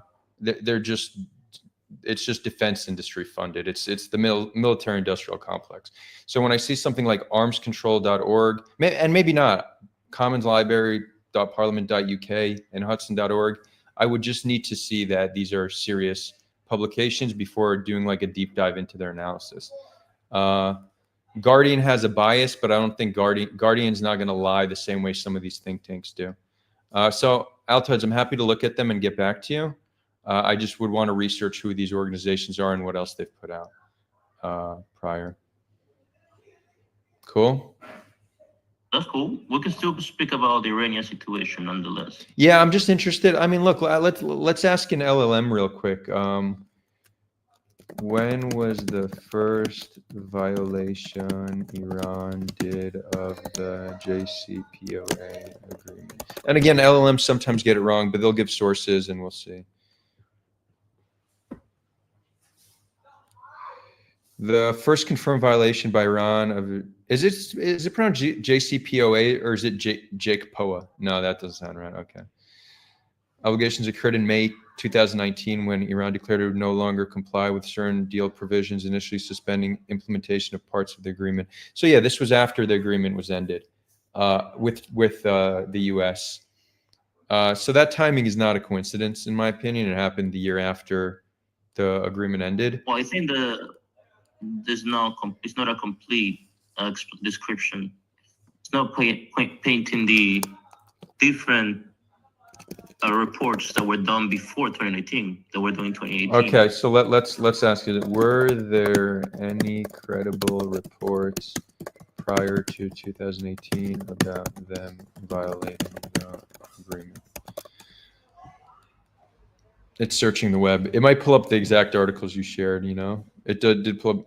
No, it says there were no credible reports of Iran violating JCPOA pre-2015.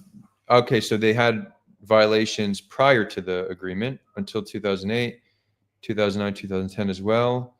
And then JCPOA period from 2016 to 18. Yep, not seeing anything. It's okay. You can look at the articles whenever you can. I don't know. I'm not. Oh wait. Okay, wait. I actually think I found something. Before pre-JCPOA, it only went in effect in 2016. Before January, Iran was found non-compliant with NPT safeguards prior to the agreement.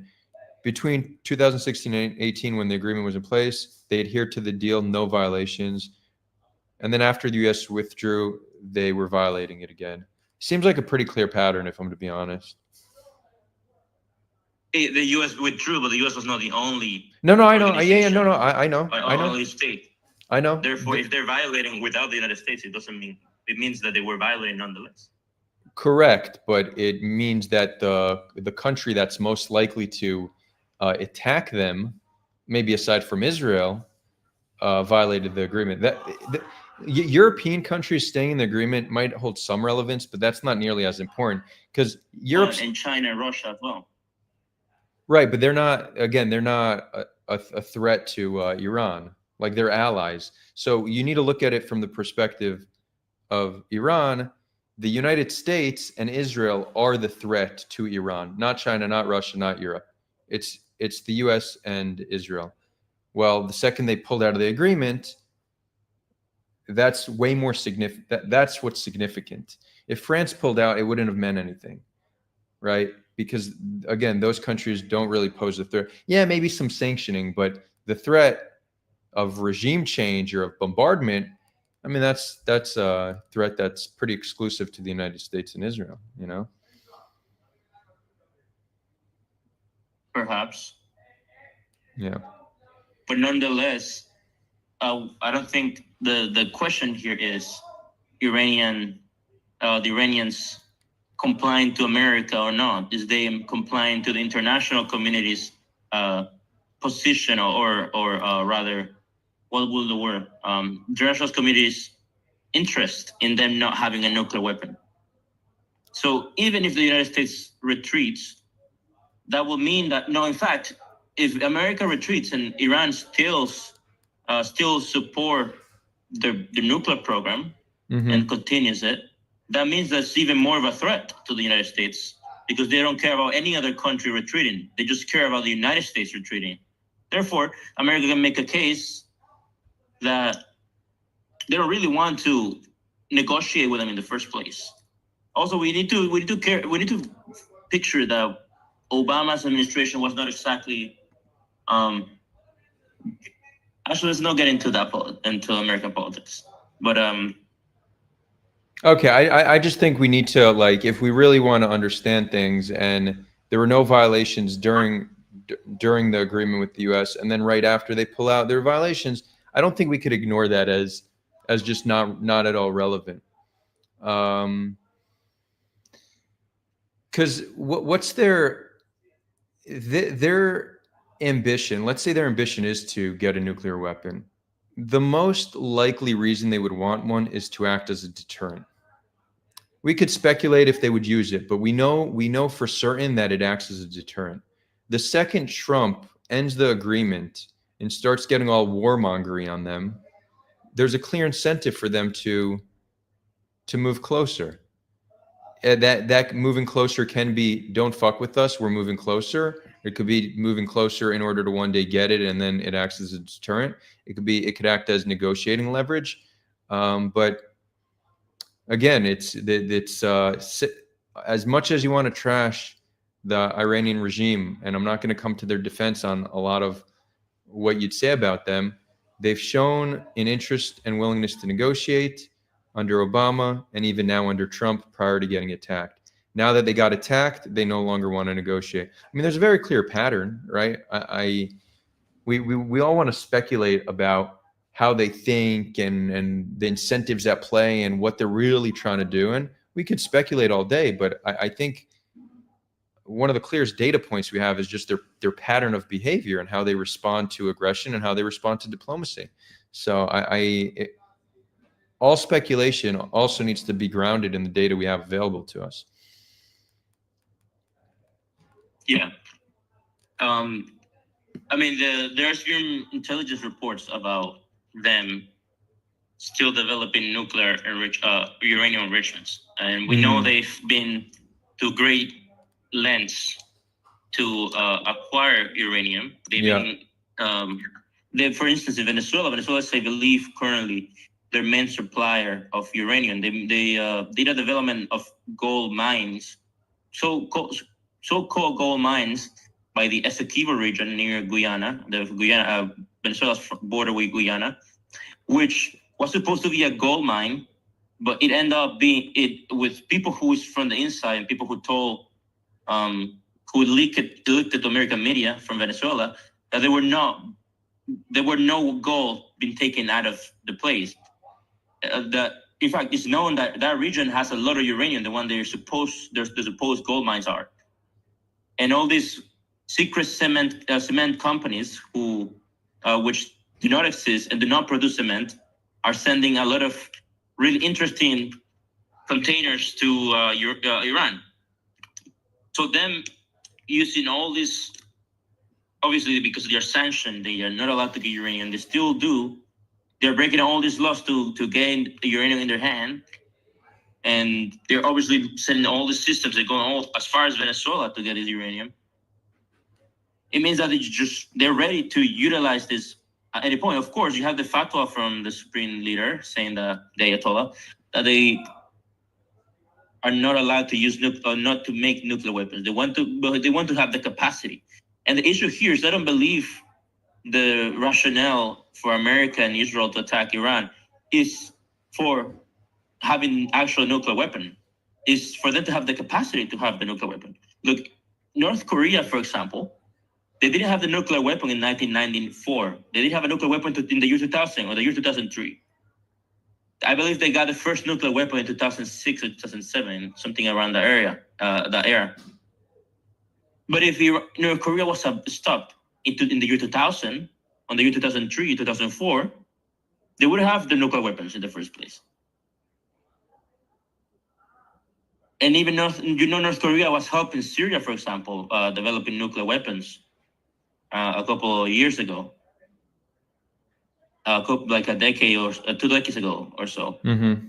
And they were stopped by Israel. I mean, you know the operation, they bombed the I know. nuclear sites in Syria. Mm-hmm. Interestingly, not- but it's interestingly, not- in Syria, we found evidence of weaponization. There was actually real intel on weaponization, which we haven't yet, which hasn't yet been provided in Iran. Interestingly, but that's a side Well, note. Iran hasn't collapsed yet.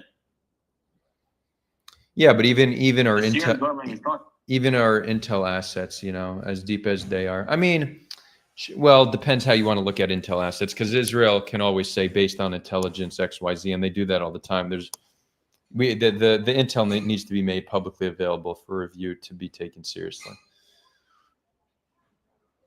I have spoken to a former Mossad director, something of the sort, somebody that worked in the intelligence sector, and he told me that Iran is very close to, or is interested in acquiring the nuclear weapon. Obviously, I mean, this is not a secret for anyone.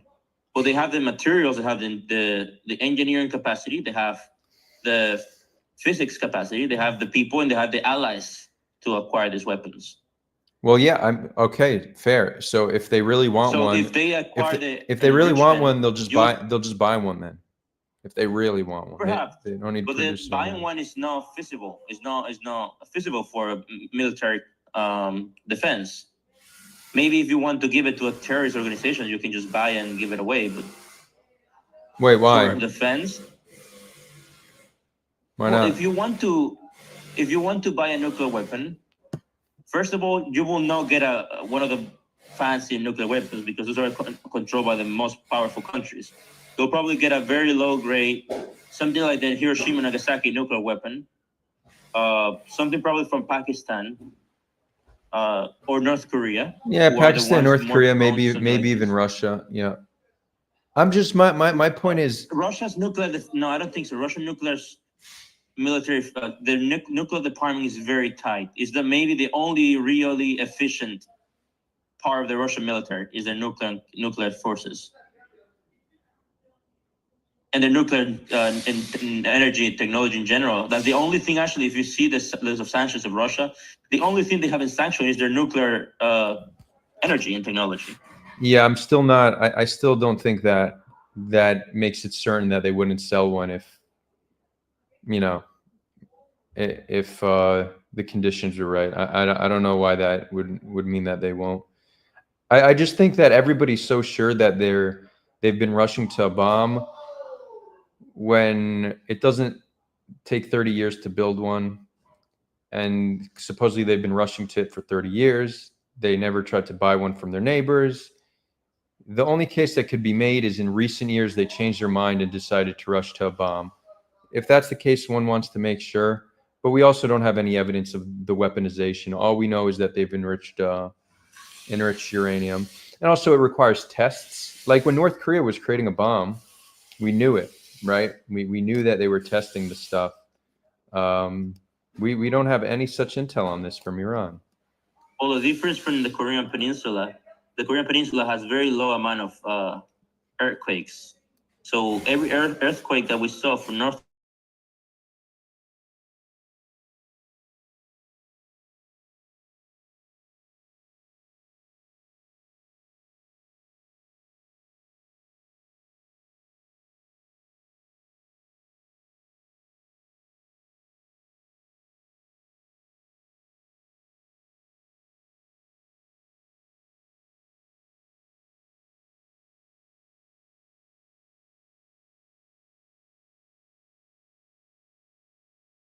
is Yeah, farther but hold on, to- Altoids, real quick. I just looked it up real quick. That's not the only way. They did it through radiological sampling, satellite imagery, and intelligence analyses. You're right. Seismic monitoring was one of them, which could also tip off in Iran, even though it's more seismically active.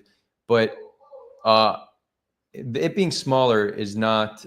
I don't think matters all too much because the intel we have on Iran is far greater than North Korea.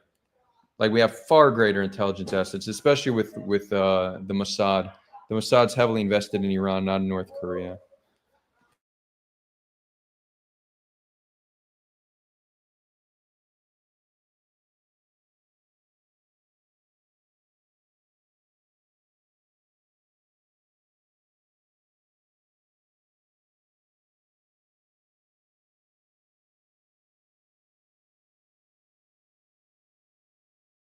Anyways, Altards, I'll give you the final word on this, and then I'm going to move on to something else. I think we could speculate all day long, but Yeah. yeah, I actually wanted to ask you something, sure. and it's something that was lingering some time ago. And in one of the previous conversations with specifically that Iranian guy that came here, I don't remember his name, but your friend from Los Angeles. Shervin, yeah. So the conversation, I asked you the question about the crown prince of Iran, Reza Pahlavi. Yeah. And there was some skepticism about him from your friend, and there was some skepticism about him by the people in the audience and by you. Mm-hmm. I think a lot of the people has a lot of skepticism about him because of him being a prince and he being part of the royal family. Some people think, oh, he's the son of the Shah. He might want to come back and establish an absolute monarchy like his father, right? Mm-hmm. But what do you think? Him being the most recognizable opposition face that most people within Iran and outside of Iran who are Iranian, seeing as the most likely leader in polls and everything, like online by people who speaks, even the military in Iran, people who might defect towards him because he's the clear face. There's been rumors of it. Do you think he will stand a chance to be a good leader against the Ayatollahs? Yeah, I mean, I think it's possible. I think he might be a great leader. I just think that it's funny that he's at all relevant because of his bloodline. But more importantly, I don't see how you defeat the Revolutionary Guard. I don't see how you do regime change without boots on the ground. I don't see where his relevance will ever come in, practically speaking. And I think if we get to a situation where we can, that the current regime falls, then let it go to elections and let him run as a Democratic candidate, And if he wins, he wins. What if the Iranian people want him as a king? If they want him as a king, that's for them to decide. 100%. Mm-hmm. Yeah. If people want, if a country wants a king to rule them, I'm not going to intervene. Democracy is cool and all, but it comes with its flaws. And as Winston Churchill said, democracy is the best form of governance, the worst form of governance, except for all the rest. But we see its limitations and its flaws every day. And I'm not one for telling people how to govern. So what they want for themselves, I would support. I just don't see how feasibly that's going to happen. Like who's going to defeat the IRGC? Who's going to take them down? What'll happen is, maybe the Ayatollahs will be weakened to the point where it destabilizes the country, and then you'll have a military coup. Okay, and then whatever figure in the Revolutionary Guard is popular, he might be the next leader. He'll be like Sisi, But the thing is, the Revolutionary Guard's not the military. I know they're not the army. They're stronger than the army. They're more numerous and they're better funded.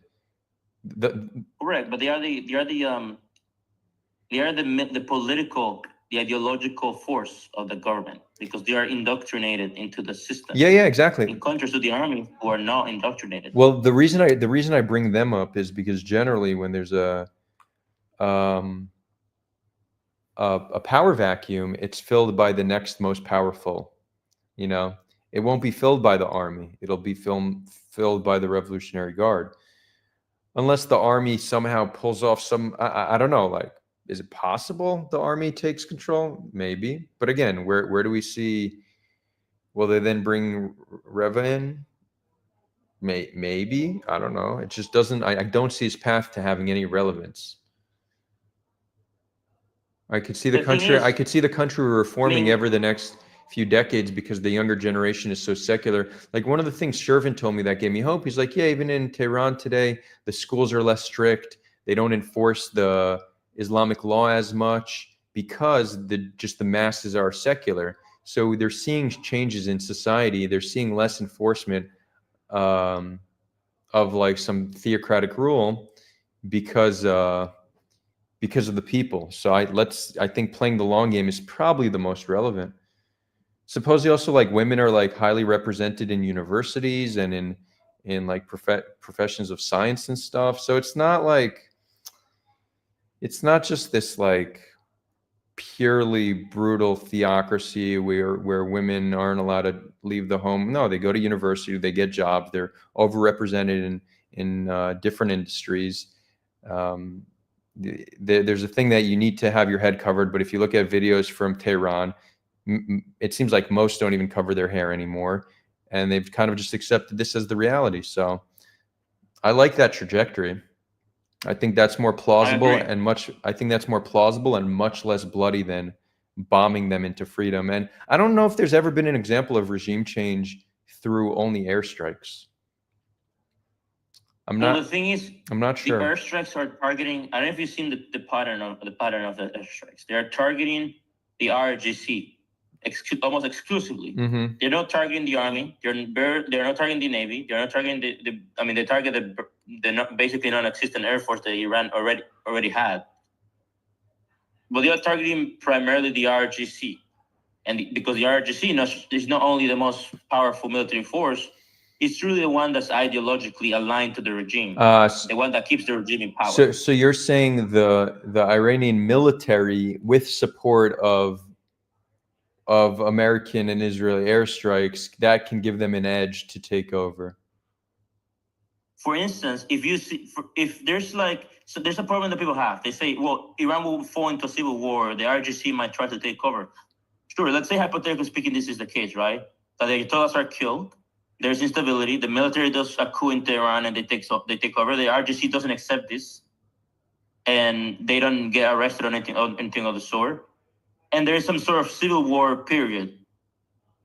Now, the difference between there being a civil war period and not, the main difference is that you have the air support of Israel and America for the military who already controls a big portion of Iran. I don't think a civil war, if it happens, which I don't think that it will happen, even if the government collapses, it will be very likely it will not last long. And the RGC, which people know them everywhere. It's not like you can hire an RGC person. And they are since they're more of a offensive force, they have much of a presence in garrison and guarding and all these different things. They don't have much of a presence nationwide. So the pockets of resistance they will be very separated. They just don't have the logistics to win a civil war, even if it happens. So I still, even if the RGC gets weakened, the Ayatollahs get overthrown, the military does a coup, and let's say hypothetically speaking, the Shah goes back, and even it's only for the transition between Ayatollah and democracy. I don't think they will have enough popular support, nor the logistics, nor the air support to maintain control in Iran. Now, the main issue that I think could be a problem for Iranians is the ethnic problems, because you have Azeris, you have Kurdish people, you have the Baloch people. All these people, they all want independence, many of them. And for instance, you don't know if Azerbaijan, for instance, might intervene in the war and say, well, we're just liberating our people in Azerbaijan in Iran. Or the Kurdish might engage in terrorism or anything of rebellion. And the Baloch people are known to engage in terrorist activities, the Baloch organizations. So that might be an issue, but that will be for the Iranian people to decide after. Do they want to keep a centralized government, a federalized system? Will democracy work for them? What you're saying is the army in support, with the support of U.S. airstrikes, might be strong enough to take over the Revolutionary Guard. So yeah, I'd say that's possible. I think, but there's a few big ifs. One is that the army would be willing to be seen as allied with the U.S., because it does seem that when you get attacked, people band together. The Iranian people are not, by and large, are not happy the U.S. and Israel are attacking them. So it's unclear that the military is going to be willingly going to work alongside the U.S. Army. But let's say they are. So then it is possible. Then we're talking about something very bloody, like that's civil war at that point. Yeah, so is the way to get Reza in through a extremely bloody civil war? I don't know if that's worth it. I think there's probably a better way to reform the government, especially when the trajectory seems positive, you know? Right, so it's like that's I don't know if the Iranians want to wait. what?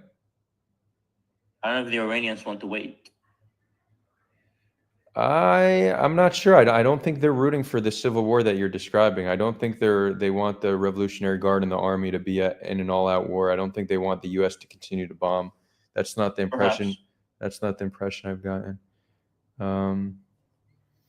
Yeah. Anyways, I guess we'll see. But the thought of endorsing something so violent and so bloody when there's no guarantee it will succeed, it's just. Again, that my world philosophy is against that. It's if you're going to take a route that is going to spill the blood of so many people, you need to be damn sure you don't have a better alternative, and you should be confident that it'll work. Because if not, then that's When you have the blood should not be so the cheap. son of the Shah, the Crown Reza Pahlavi, he apparently have met with officers of the army, of the military, and he has met with bureaucrats from Iran that have expressed that if there's a coup or there's a change of government that will happen, they will support him to be the transitional leader of the country and for him to return. So if these reports are correct, that means and I believe it because, I mean, when you have a country like Iran with so many political struggles going on at the same time, and with a government that's weakened, people start taking sides, and they try to find what's the next thing if government collapses, it is just natural that some people in the government, the military, will try to find someone that may be or may have backup from an international power. So I think if this is true, and the military might support Reza Pahlavi, it just makes sense that Israel's in America are bombing ideological targets and not so much military targets or the army targets. Yeah. Like, I haven't seen any attacks on the army. I haven't seen any attacks on core bureaucracy. It's mostly the ideological centers that are being attacked. So I'd say I think there's a good chance that what you're describing might be what those aiming for regime change are going after. Like I could see that being Israel's strategy and maybe even the U.S. strategy. Wouldn't surprise me. I just don't think that's likely to end well. But who knows? It might. It might. I'm not telling you with a high degree of confidence that won't work. We're talking about something very bloody with not much confidence that it will work. So again, if you're gonna engage in something that's likely to kill many people, but that's not likely to end in a positive outcome, we should think really hard if that's what we want to do. Especially when it seems like there is another way. Like Shervin actually gave me hope that he said that there's already these shifts throughout the years. But we'll see. Anyways, I'm gonna wrap this up. I'm gonna take one more question, then I'm gonna wrap it up. But thanks for joining, Altoids.